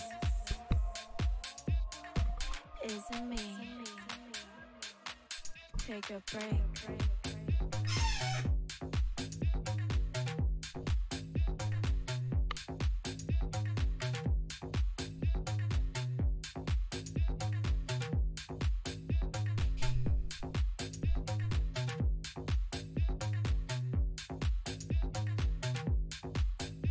I'll be right back.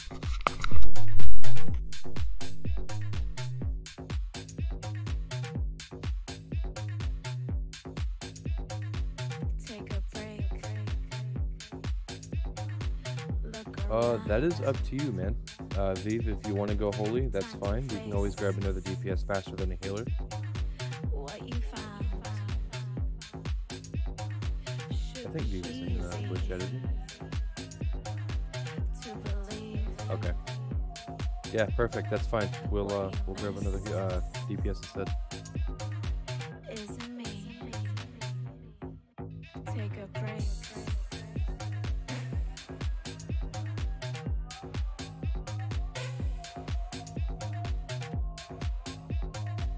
Yeah, Bubble, you're whooping ass on that healing chart, dude.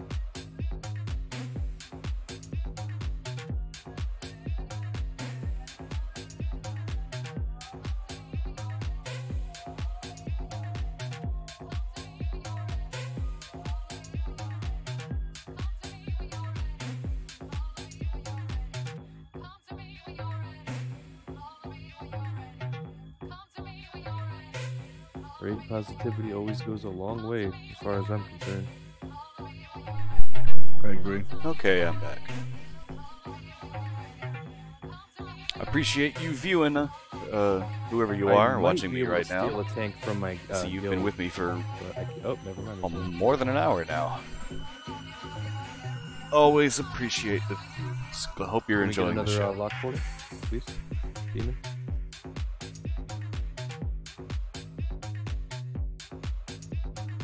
Thank you, sir.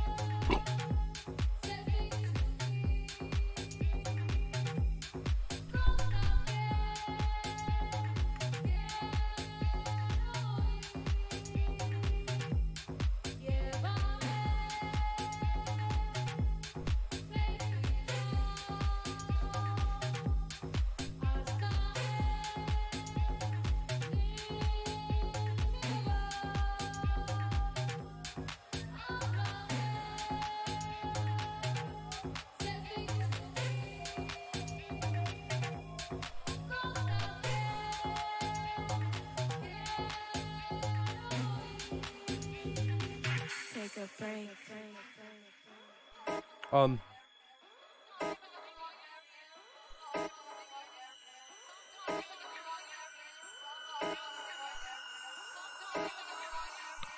say it's fine as long as they've done it before.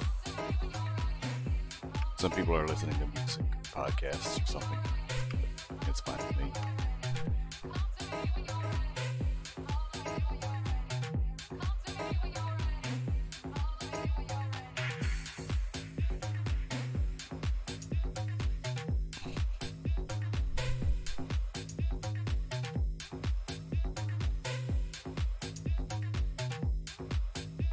Surprised we haven't found a DPS already. Oh, there he is, another DPS.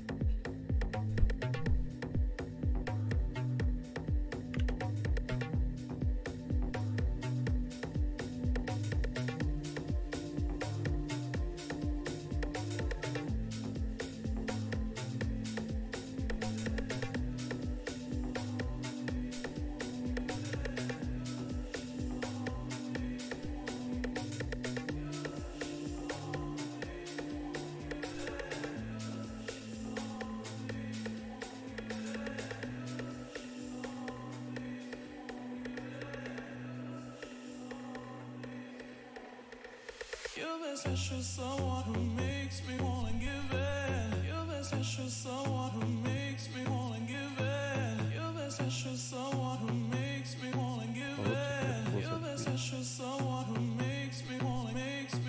You're the special someone who makes me wanna give in. You're the special someone who makes me wanna give in. You're the special someone who makes me wanna give in. You're the special someone who makes me wanna.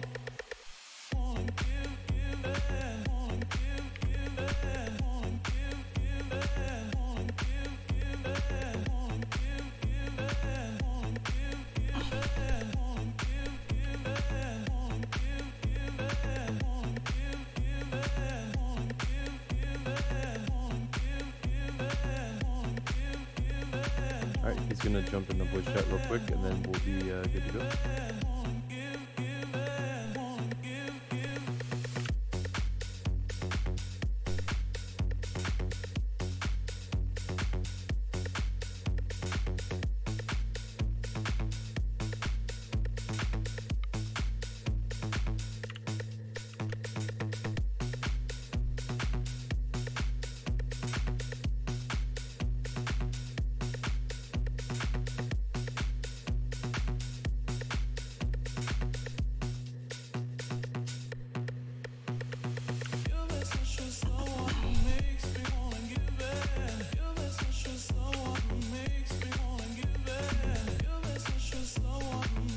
What are we waiting on? The Zombilly is gonna join voice chat real quick. I mean, if you want to go ahead and do a full timer, I'm sure he'll be fine. Like you said last one, he can jump in when he's all set. But it's up to you. No, I just know we have a whole rated. Wait. Yeah, I know. Let's do a ready check and then I'll pull.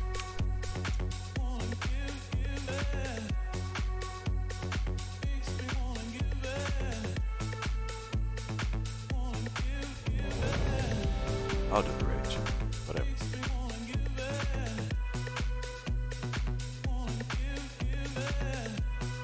Everyone's ready. All right.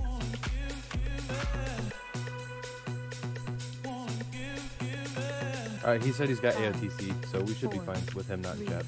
Alright. You're the special someone who makes me wanna give in. You're the special someone who makes me wanna give in. You're the special someone who makes me wanna give in. You're the special someone who makes me wanna.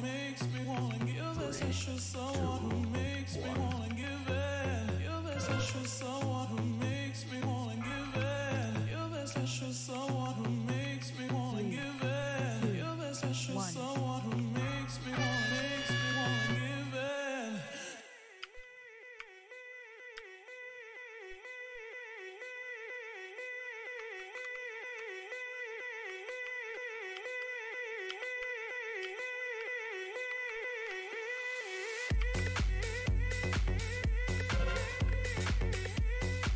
Spread for IB. 3, 2,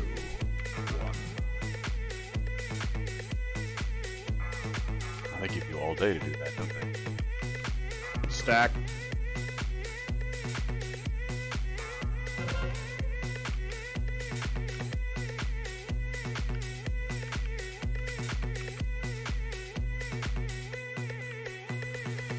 Stack tighter so they can complete.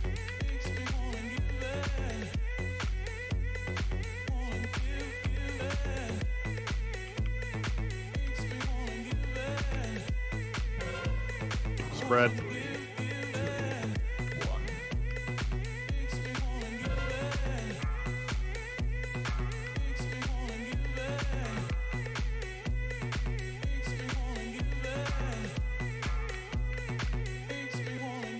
Oh, you're gonna get a white mist on you. Make sure you drop it at a corner of the room. 1. When do you want Lust? I would wait till ad fit. Stack. Okay.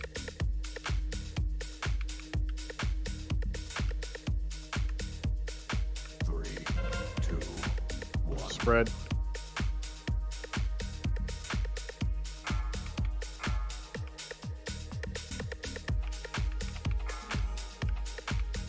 Restack.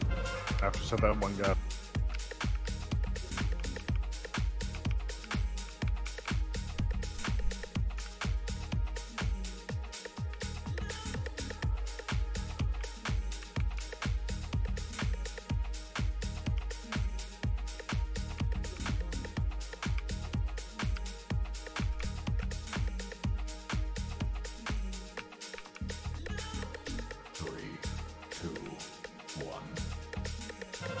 Ads are up, CC. Yeah, I got mine. Hit the skull target. Alright, kill the ad, mark the skull.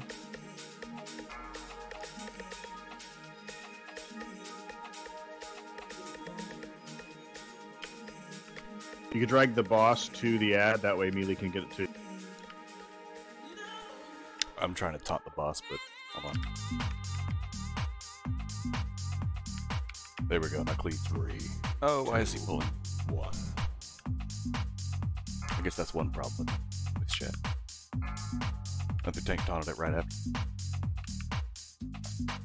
3, 2, 1.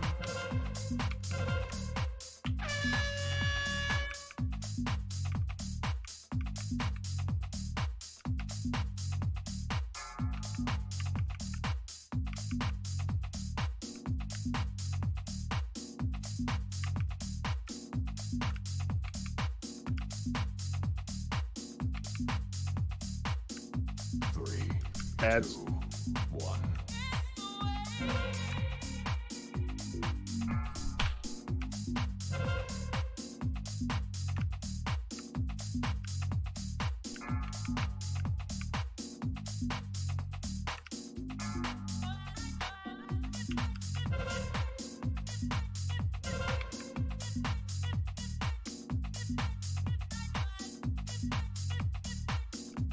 I don't know why he's keeps taunting the boss back over there.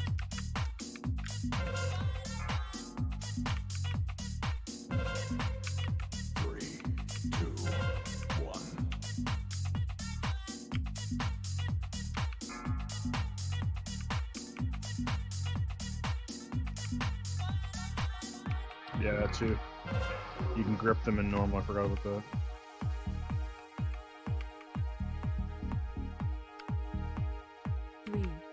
We have enough fucking DKs total. Well, let's do that next time. Yeah, just grip the rear too. So are we not CCing the back two then? No, we'll just grip them in and AoE them down. Okay, sounds good. Yeah, because you can't do that in Heroic. 1.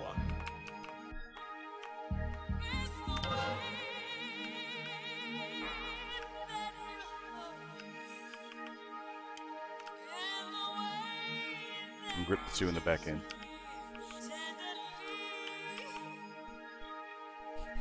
One of our Death Knights is. I'll go ahead and CC one of them. Whatever. Don't change it. No one's Fight, gripping. Whatever. I'll CC Just, the other. just do the same thing we've been doing. I think all the DKs aren't in chat. Yeah. Not all of them speak English.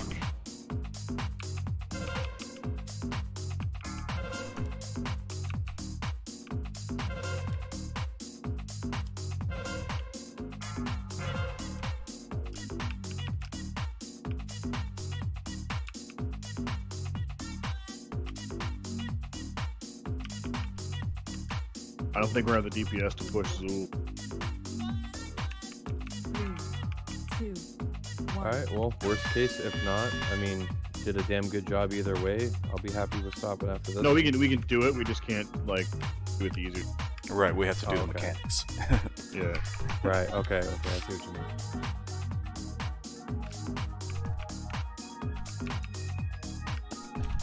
mean. She can just burst his A damage down. We could try it. Remember not. Orb? Yeah, you gotta touch it. Kick it into the group. One person can bounce it back, even though there's like 3 people standing in it. No, if there's multiple people, will it hit all 3 of this one? Yeah, it'll hit all 3. Oh, that's not good. No.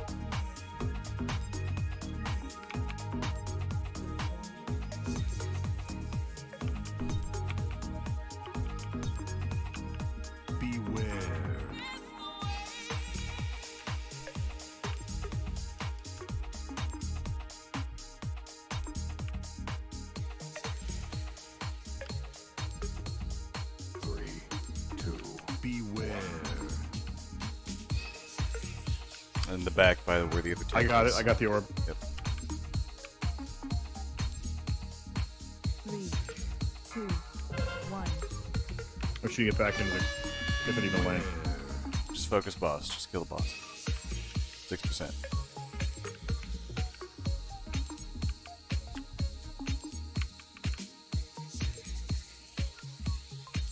Somebody stepped in a puddle. Yeah, just ignore it. Just kill the boss.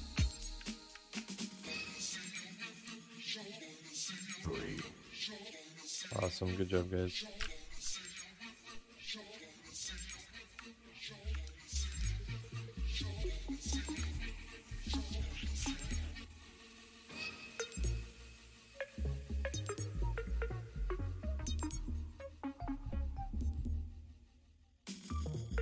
I haven't gotten anything from this raid. Damn.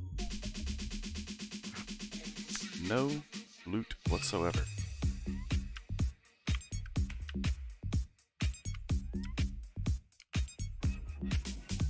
Jesus. Wait, no, we're going down to Zoom now.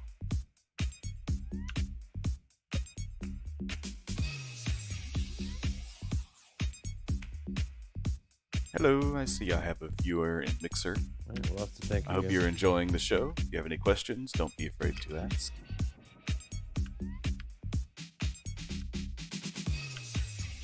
Just gonna try and clear this through the I just realized I have the wrong title on Mixer. Gonna try and clear this through Gahoon if we can this afternoon. Only See how lasts a long it couple takes. weeks.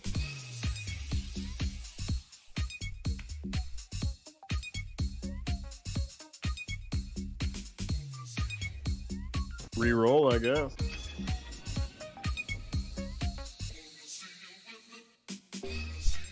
$365 Demon Hunter tank. Amazing. We are in a raid now with a pug in voice chat, so I couldn't play my podcast, which I was playing before along with the stream. Which is what that title was, if you were wondering. Can we get a lock portal up for the Demon Hunter?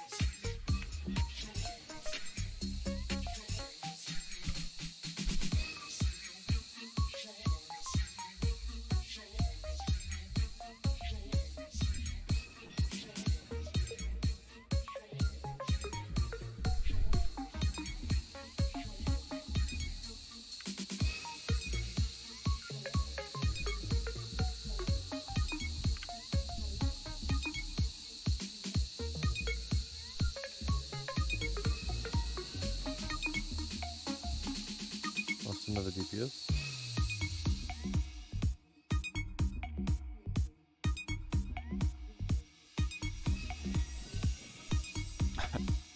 And always the fun of filling pug raids with randoms as they random out. They leave. Another demon hunter.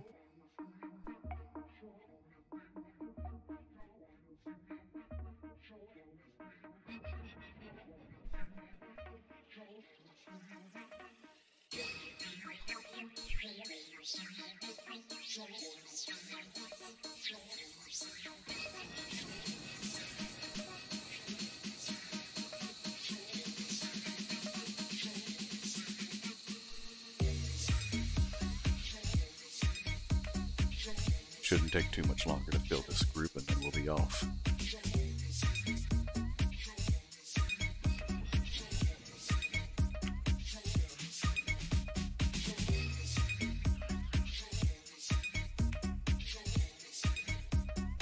And the rest of the too.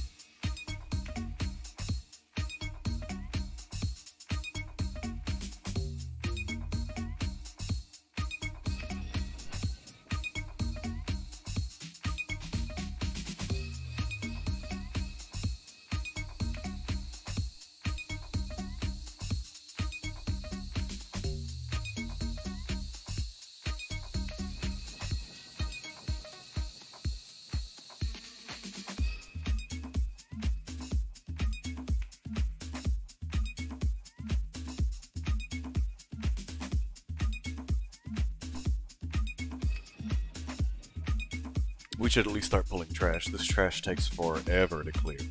There's so much of it. Agreed. Alright, on you guys then. Alright, let's go. Get that one Dominator at a time. Don't stack in his circle or it'll fucking kill us all. It'll bounce us everywhere.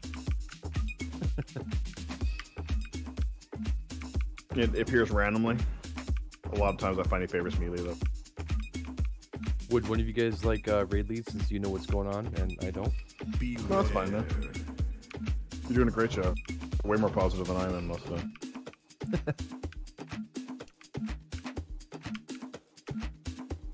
Like I said, raid positivity goes a long way.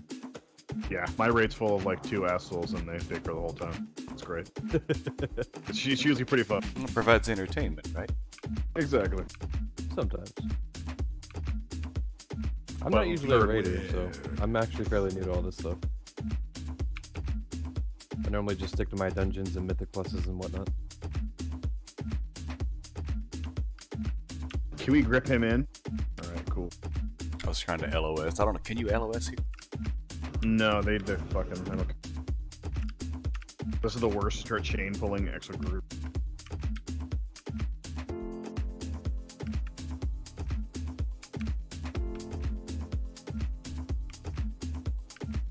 Oh, we lost the paladin healer. Dang. That's gonna suck.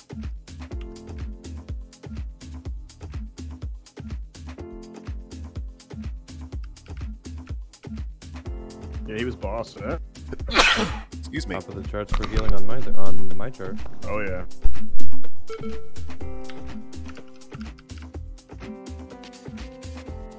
Must have been here for Zek.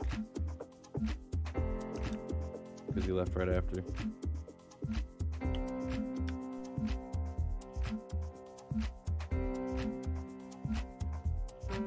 Oh, almost had a 371 mage. Some PK grip this star in. The Bloodweaver. Yeah, I can't immune him.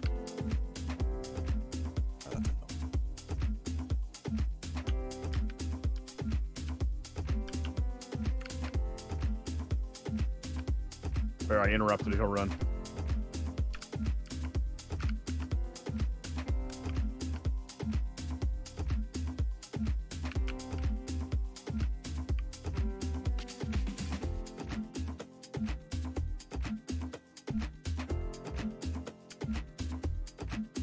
Other Blood Reaper's open. Whoa. I just got blipped.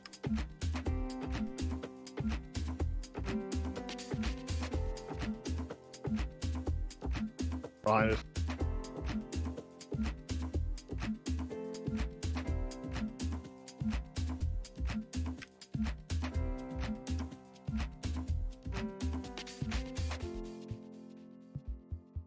I had to test that. I guess you have to wait till the boss comes up before you can use that. Oops. Can I go that way? No, there's ads, yeah.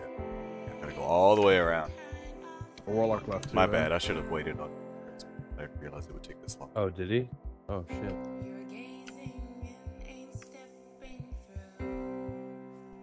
Oh, you're still talking to that Ajalon guy?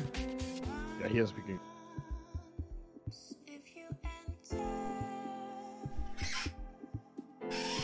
Come on, don't get stuck on that.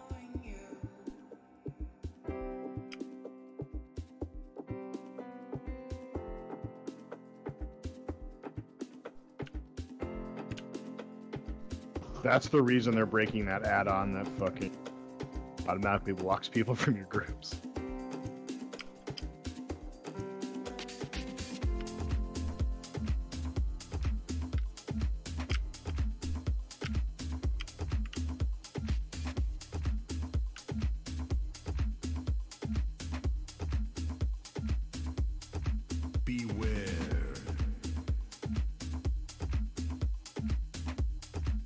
Not like on my road the where I other can just coming. stealth through everything. Not worried about it. No, I've got to go all the way around.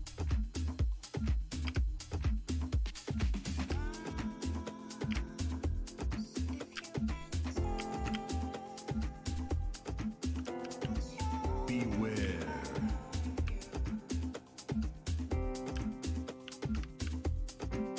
Clear this way first, we can jump down faster. Never mind.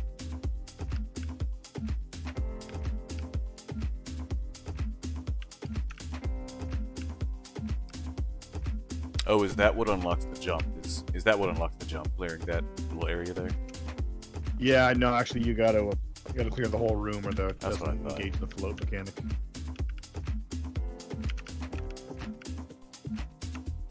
Might need a couple to go out to help summon.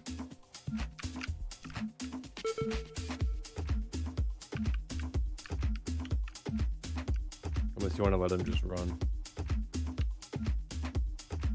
I'll go. As this group's did.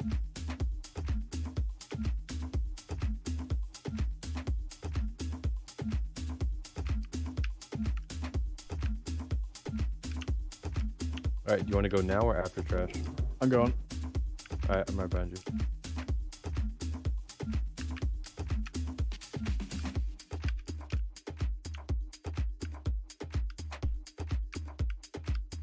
Beware.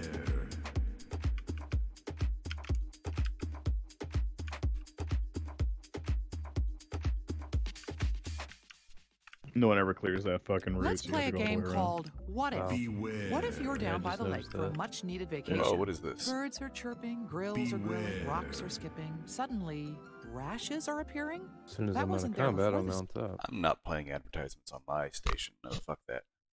I've been listening to this station for like an hour. That's the first advertisement they've played. Beware.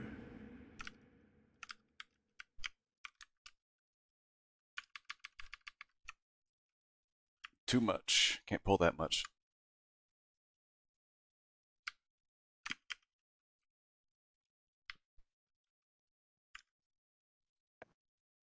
Okay, what else do we have for music?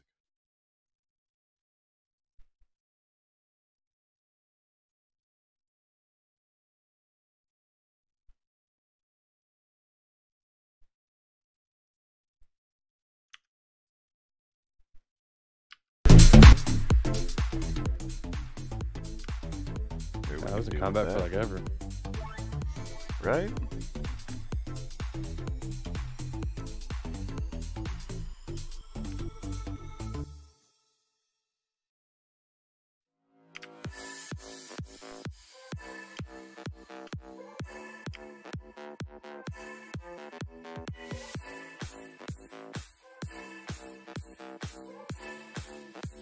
Shit, I don't have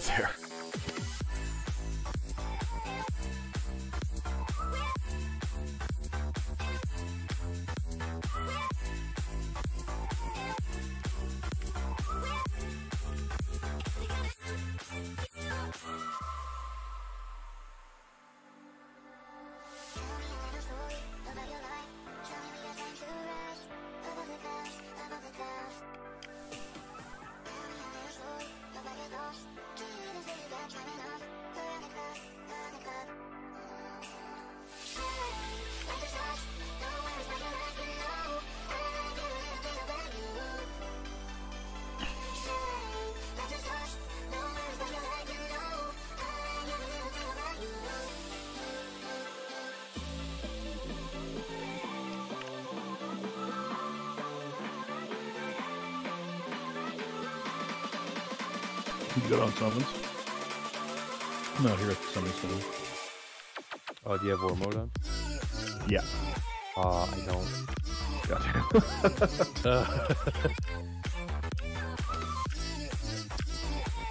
I mean, I can turn it on real quick and get out here pretty fast, so...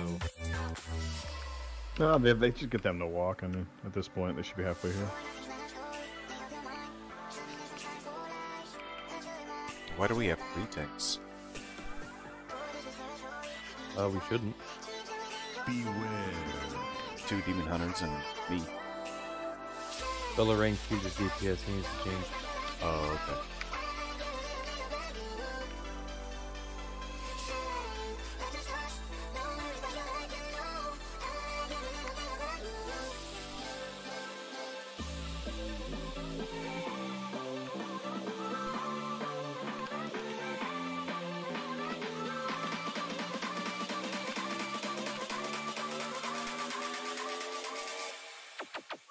Beware.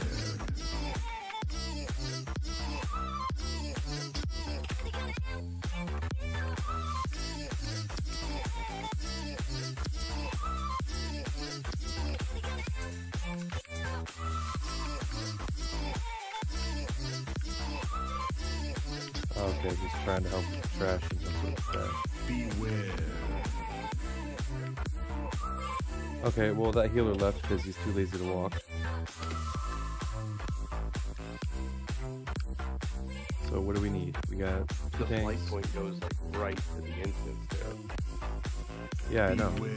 It's not that difficult to get here. You're just being lazy. Alright, so we got 2 tanks. We need 1 healer. And 1 DPS. Always talking, never listen. Wonder what I do this for. Maybe I need something different. Maybe I need something more. Think you're gonna be too far. I think you're gonna be too far. I think you're gonna be too far. I think you're gonna be too far. Oh, you hung me out to dry. And I only meant to love you. Oh, you hung me out to dry. And I only meant to love you. I only meant to. I only meant to. And I only meant to love you. Beware.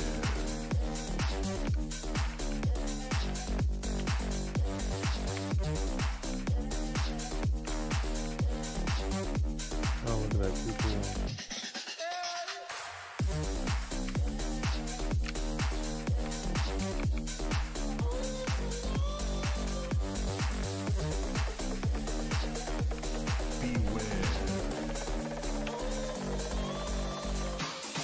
Baby, you can keep your distance. I ain't gonna try no more. Baby, if you had consistency, maybe I feel like I'm yours. I think you're gonna be too far. I think you're gonna be too far. So we still need 1 more DPS. I think you're gonna be too far. Will you hug me out to dry? And I only meant to love you.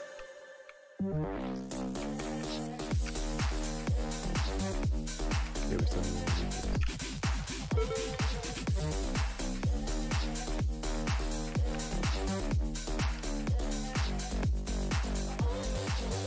Run upstairs, reset.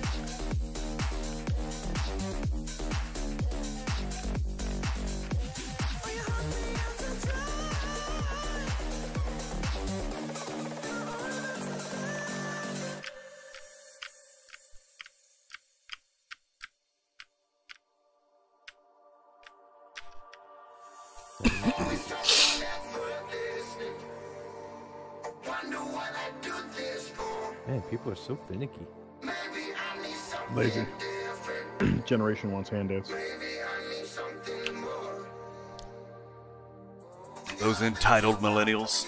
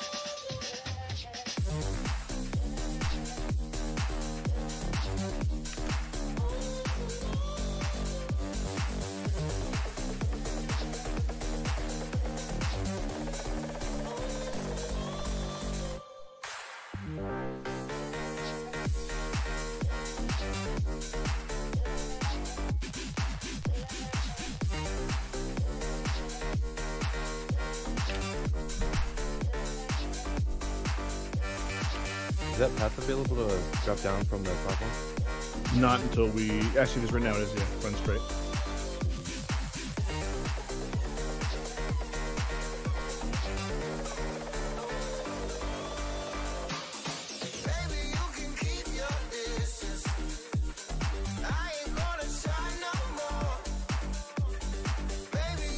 Well, thanks for trying to help Summer anyway. No, it's all good.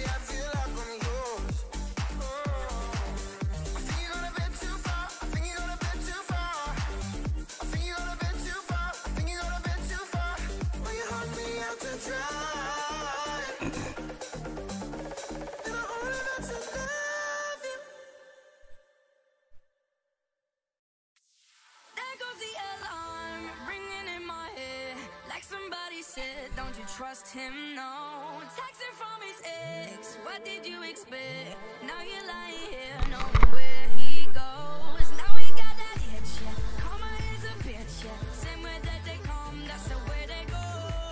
Now we got After this boss, I am gonna have to back out though, unfortunately.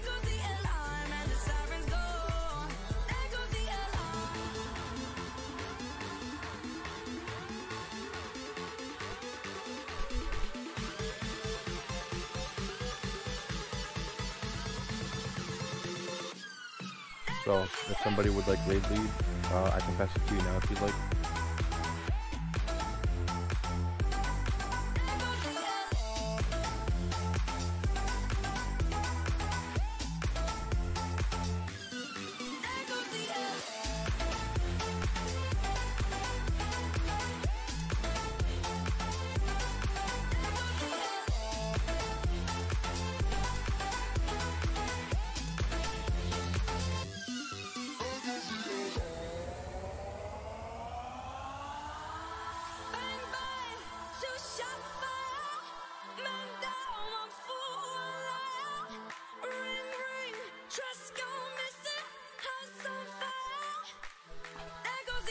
I guess we're going to try the Zerg strat first on this one. Why not? See if we can push it. Well, the two I just invited, they're 355 plus. One of them I think is 350.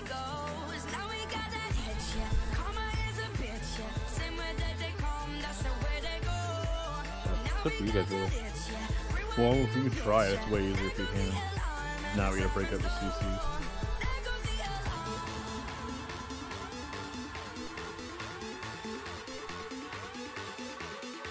I can CC stuff, just let me know what and when.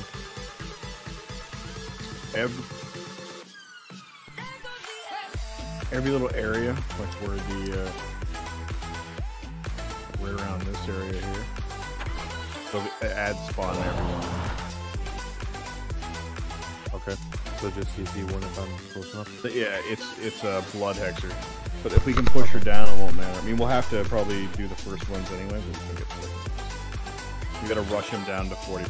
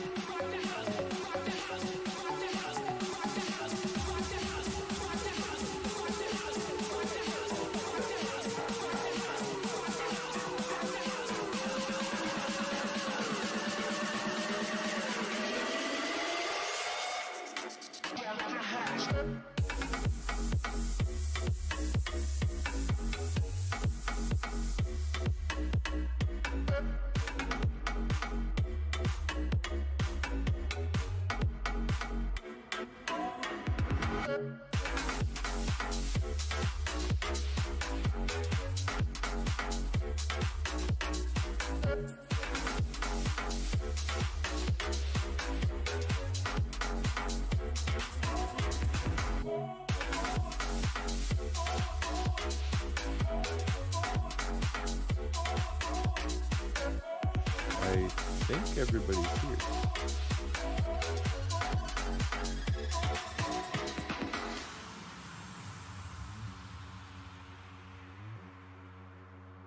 Yeah, we're all here.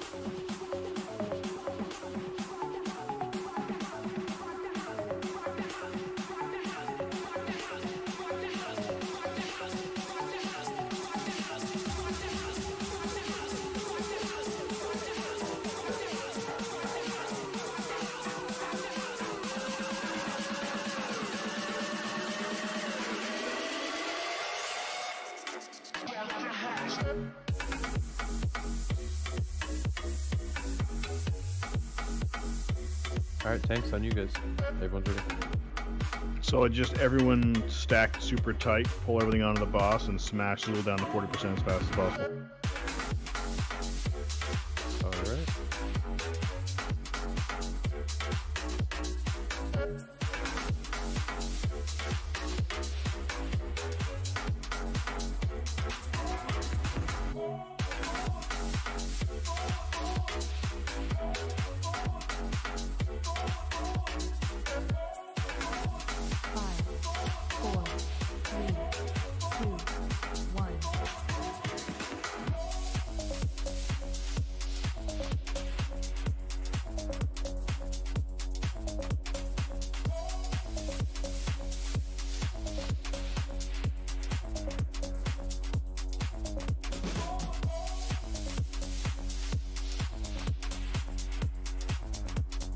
Kill the Crusher.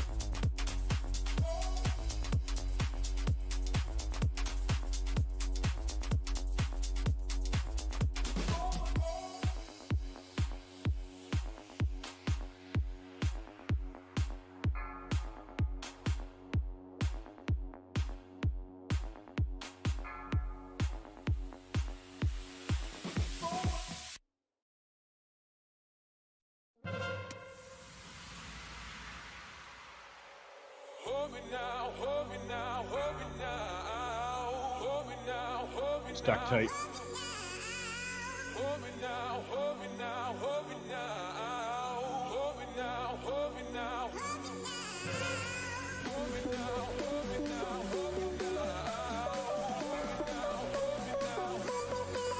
CC the other. She's coming in.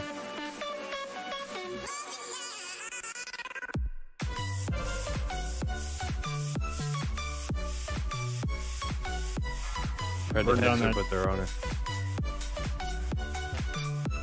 Push down that Crusher too, stack them tight.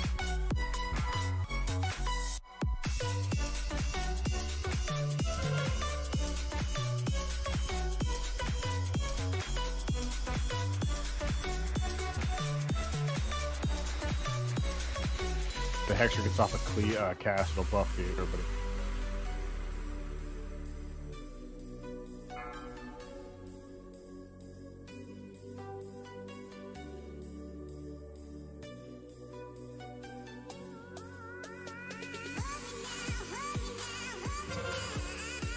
More ads are out, guys. You see them.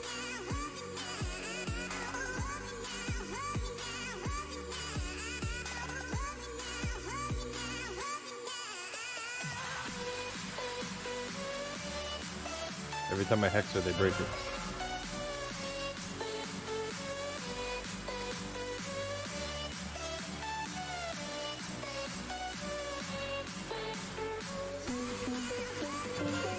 Get the Crusher down.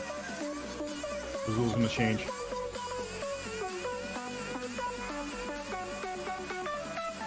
Keep your ad CC.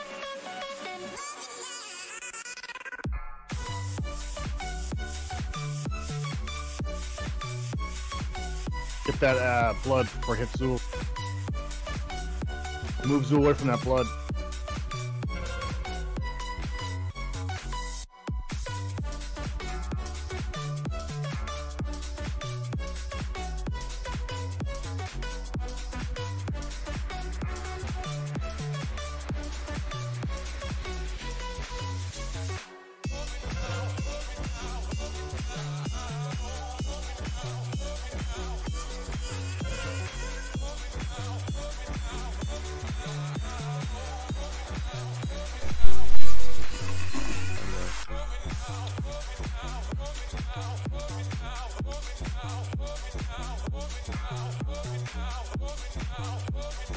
Dispel those minions.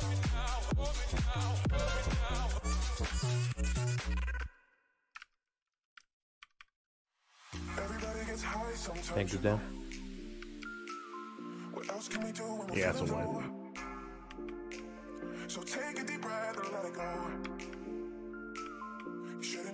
Okay, I made a lot of mistakes that pull. That was my bad. I was on the phone the whole time.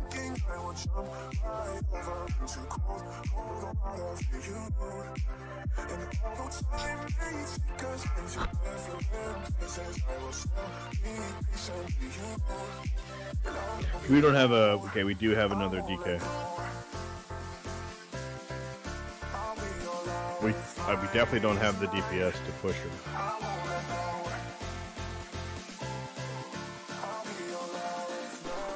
So let's just mark, and then people have to deal with their CCs.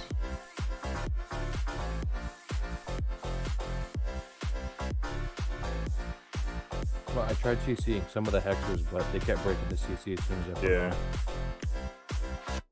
Yeah, it's up people just not communicating. Not everyone's in chat, are they? I'm not sure.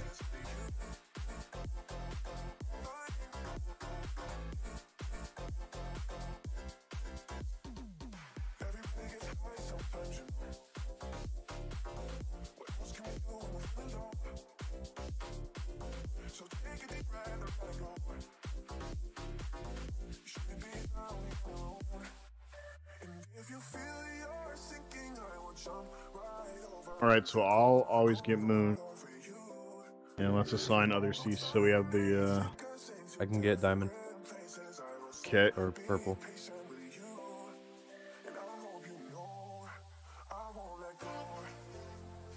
The rogues can sap.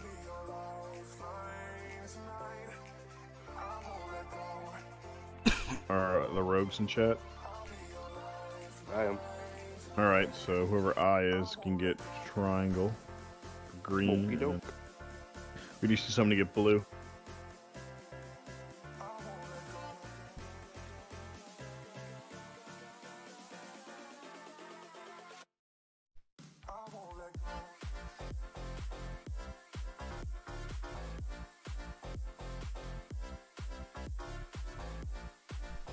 Alright, Venkus has to relog real quick. It's not allowing him in chat, so he's going to relog and fix it real quick. I'll be right back. Okay.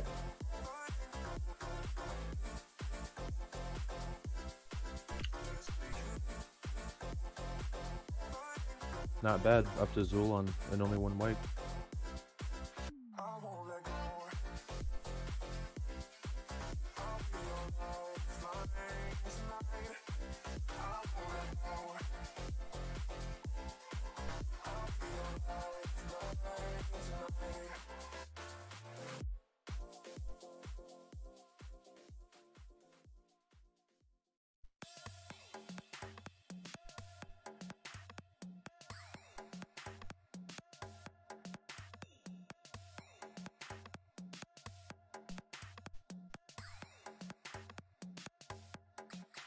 Yeah, Bellarine's right. If they're gonna come faster than 2 minutes, ours are gonna be on cooldown.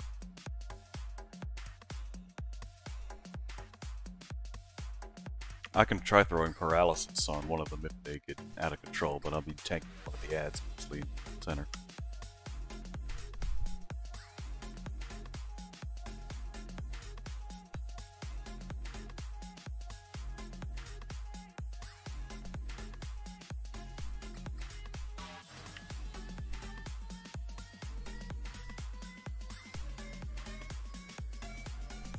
Alright, I have time for about one more pool. And then after that, I'm going to have to bounce out, unfortunately.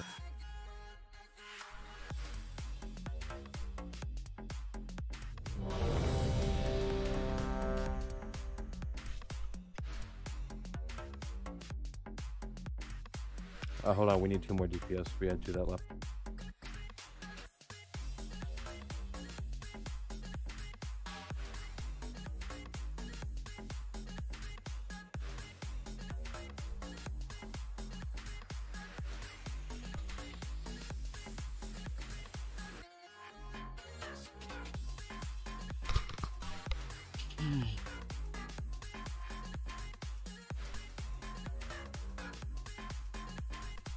Hello, hello, hello. Hello.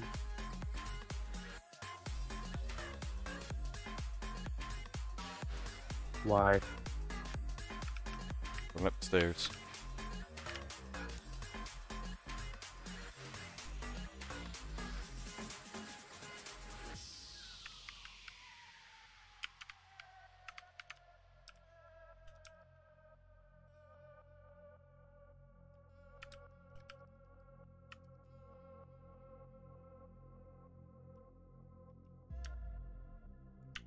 That rogue that just joined has the achievement for killing Mythic Gahoon.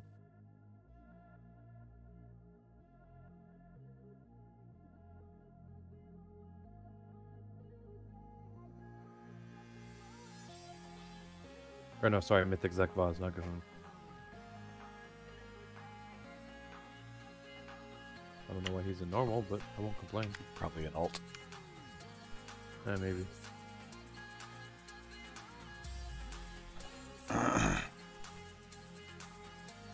Oh, he did it just the other day, too.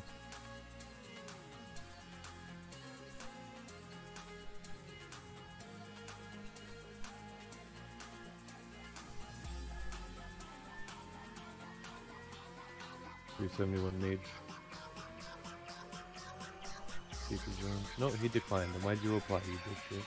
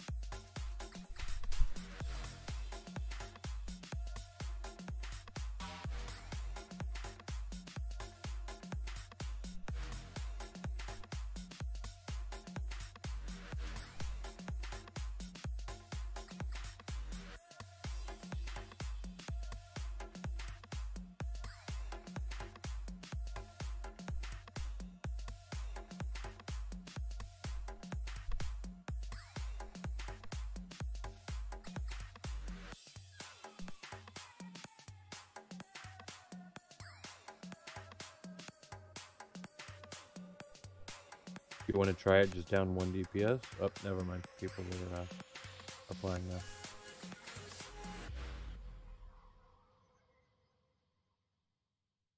There we go.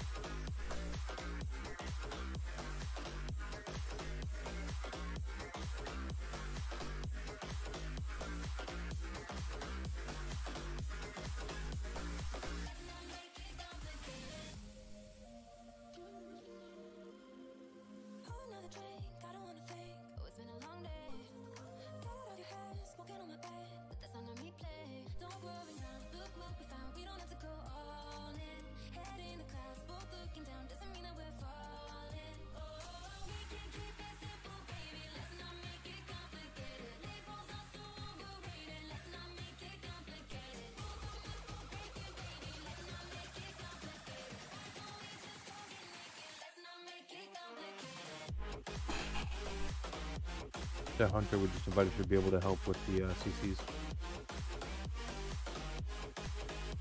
So just let him know where you want his traps at. Yeah, whoever left, I don't know. I'll do, like I said, I'll do Moon. I think someone else vouched for almost all the other ones. You can have backups. Yeah, I got Diamond.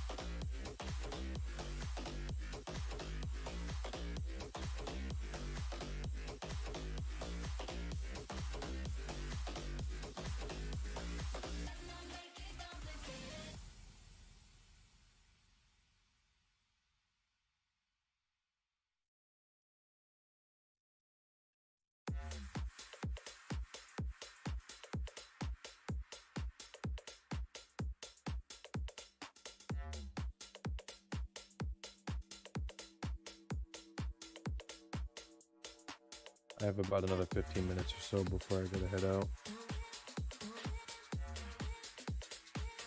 What are we waiting on still? The DPS we invited to get here. Because we don't have a warlock to summon them, otherwise they'd be here already. I think we're just waiting on the hunter. I think everyone else is here.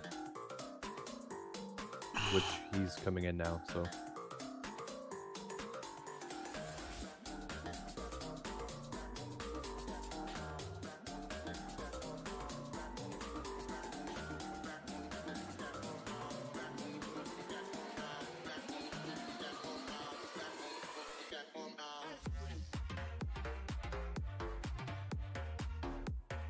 He's gonna run all the way around when he could have taken this thing.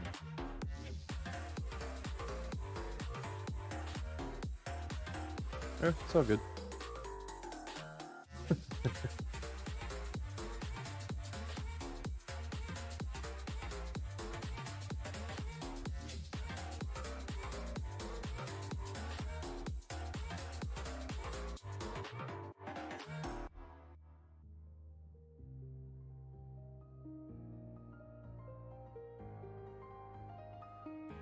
Alright, you want to do a ready check?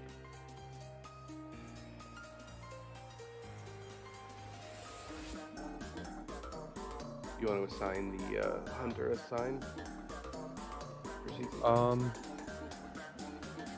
Well, like the other guy said, I think they're pretty much all covered. I mean, he can fill in CCs or whatever whenever he needs. Who has purple? Just confirm. I do. People. So, I do. Okay, good. And then rogues have both blue and green. Rogue CC is a 2-minute cooldown, so we might not be able to get the second wave. Alright, that'll work. Let's see what happens. Have the hunter just fucking responsible for that area too then.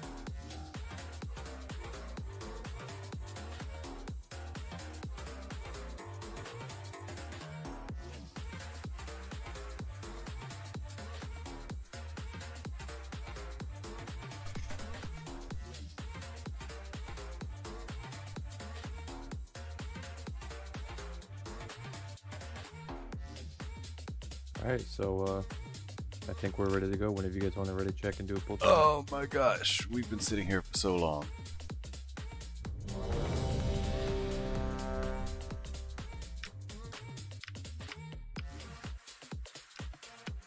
Alright, on you guys.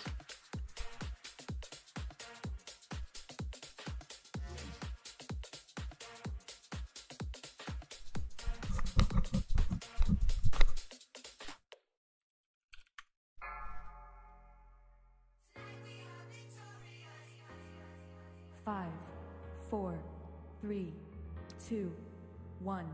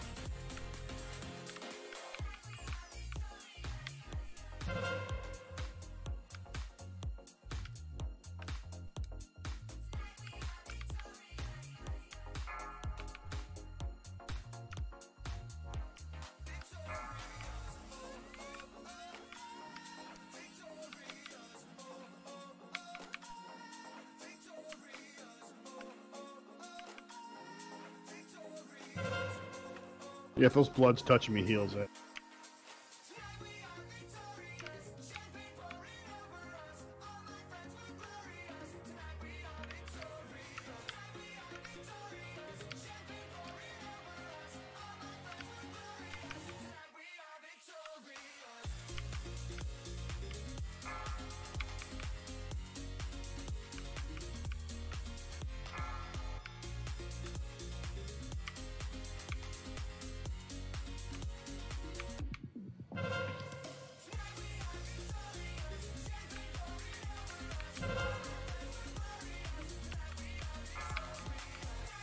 Purple to CC.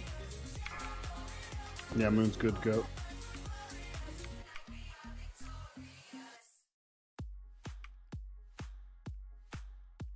Gotta get him that 8%. Nice, do it before 37.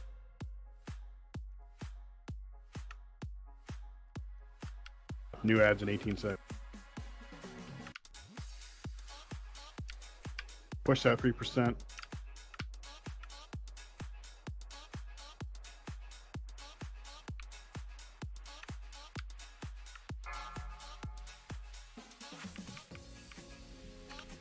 Alright, my hex is gonna break in about 11 seconds.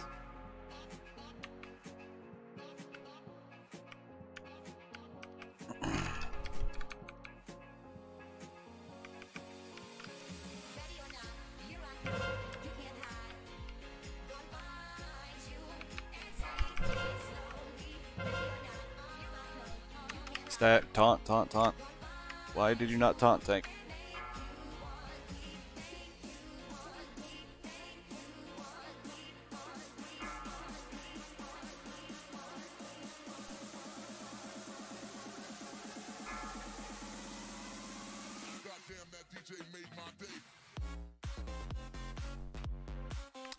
Tank's down. I need a res. He's gonna need to be taunt soon.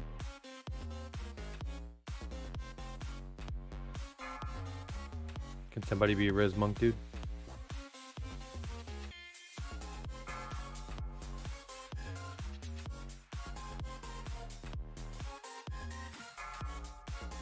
$28 seconds on my poly because I'm dead.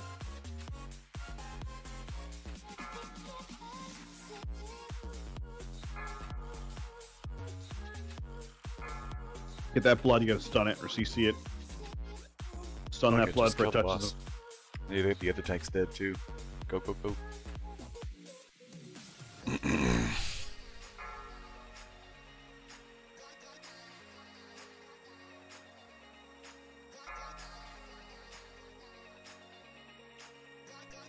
Go, go, go. You guys got this. You guys got it. No, I touched the blood. Fuck. Evasion tank. Oh, great, yeah.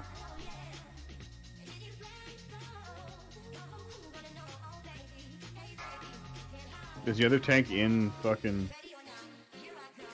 I don't know, because he taunted really late first time, because I got 4 stacks of that while he was also buffed by the Crusher.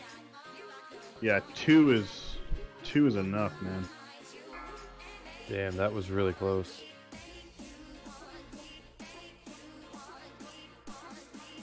I'm wrong. No, I only got 2, but it was like I got 4 because of the Crusher. Yeah.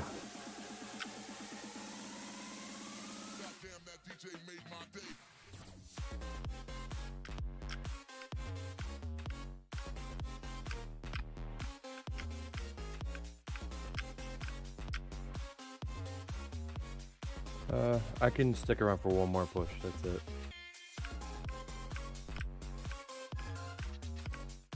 I have a slight delay on my phone anyway. So, one more push for me.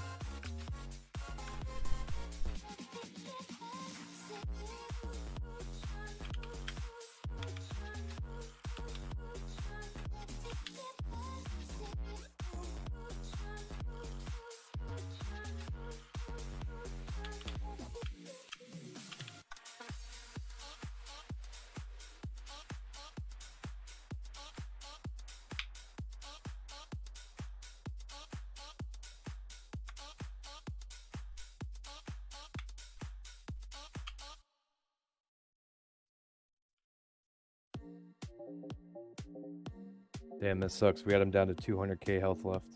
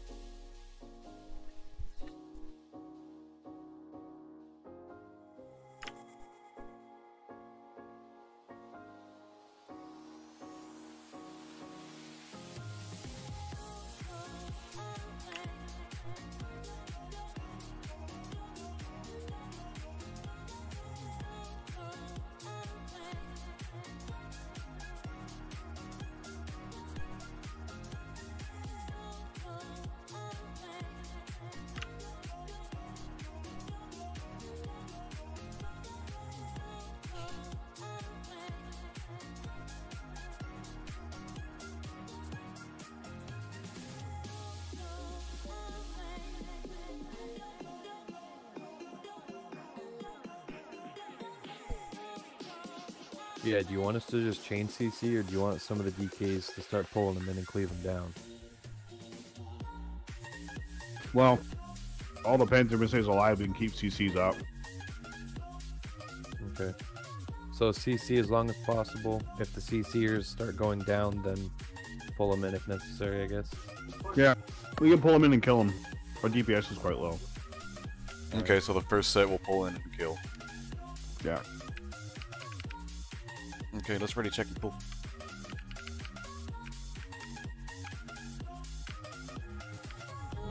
Alright, so first set is being pulled in, and then any after that is being CC'd.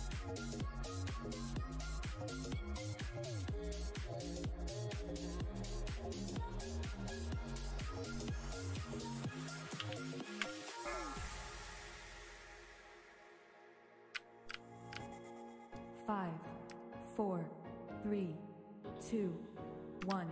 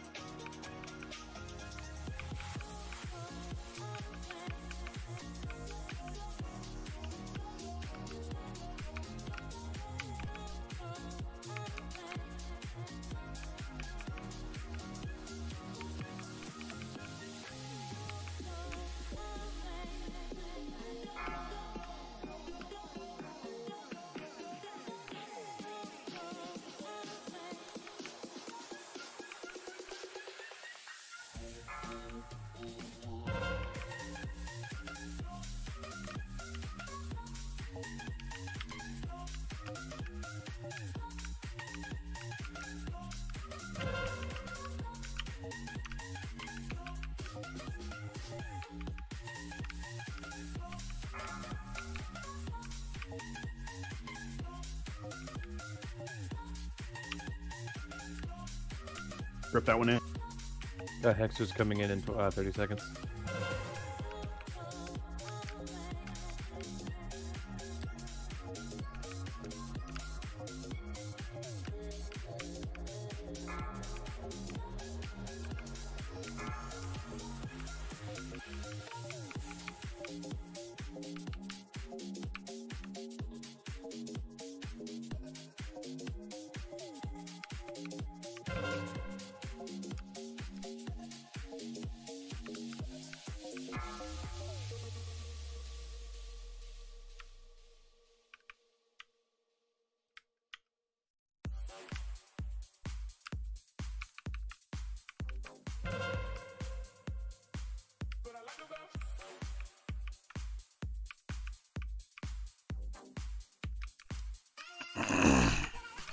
I got purple Hexer CC'd.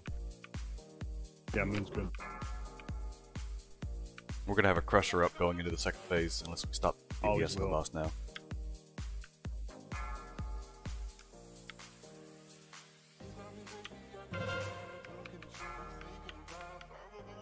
Crusher.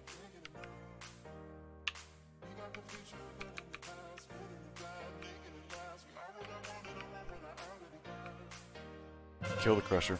Everyone focus crusher, yeah.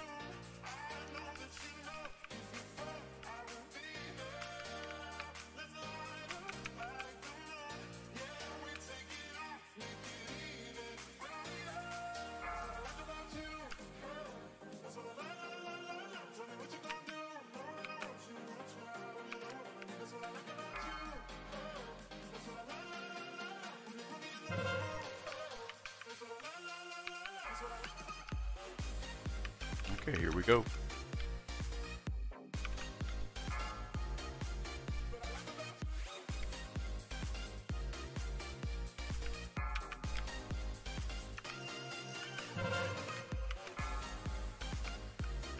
I'm gonna fall off the side. There we go.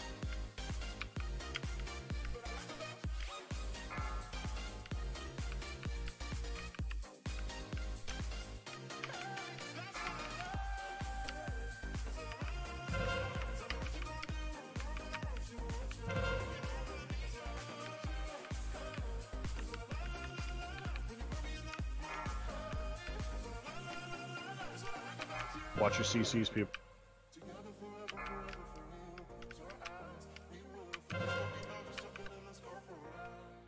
Refreshing Rogue CC. No! Oh my god, you're kidding. Fat fingered the fucking keyboard. Oh, I'm in the middle now, so I can get a B-res if anyone has one out. Yeah, definitely be res tank.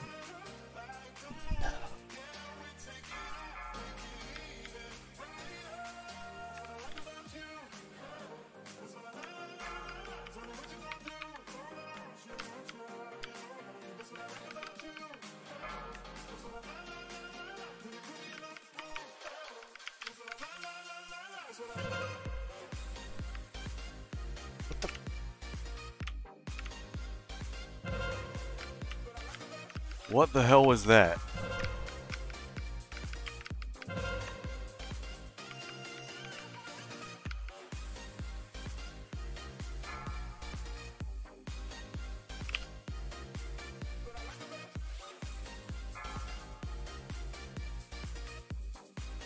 Well, crap.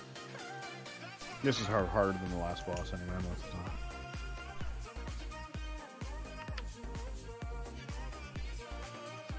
Alright guys, I gotta head out. Thank you so much for the help and for the downs and everything. Good luck to you guys if you guys stick around. I added you to friends if you ever want to fucking raid again. If you want to ruin our guild for someone. Okay. Alright, take care guys. I gotta go too, y'all take it easy.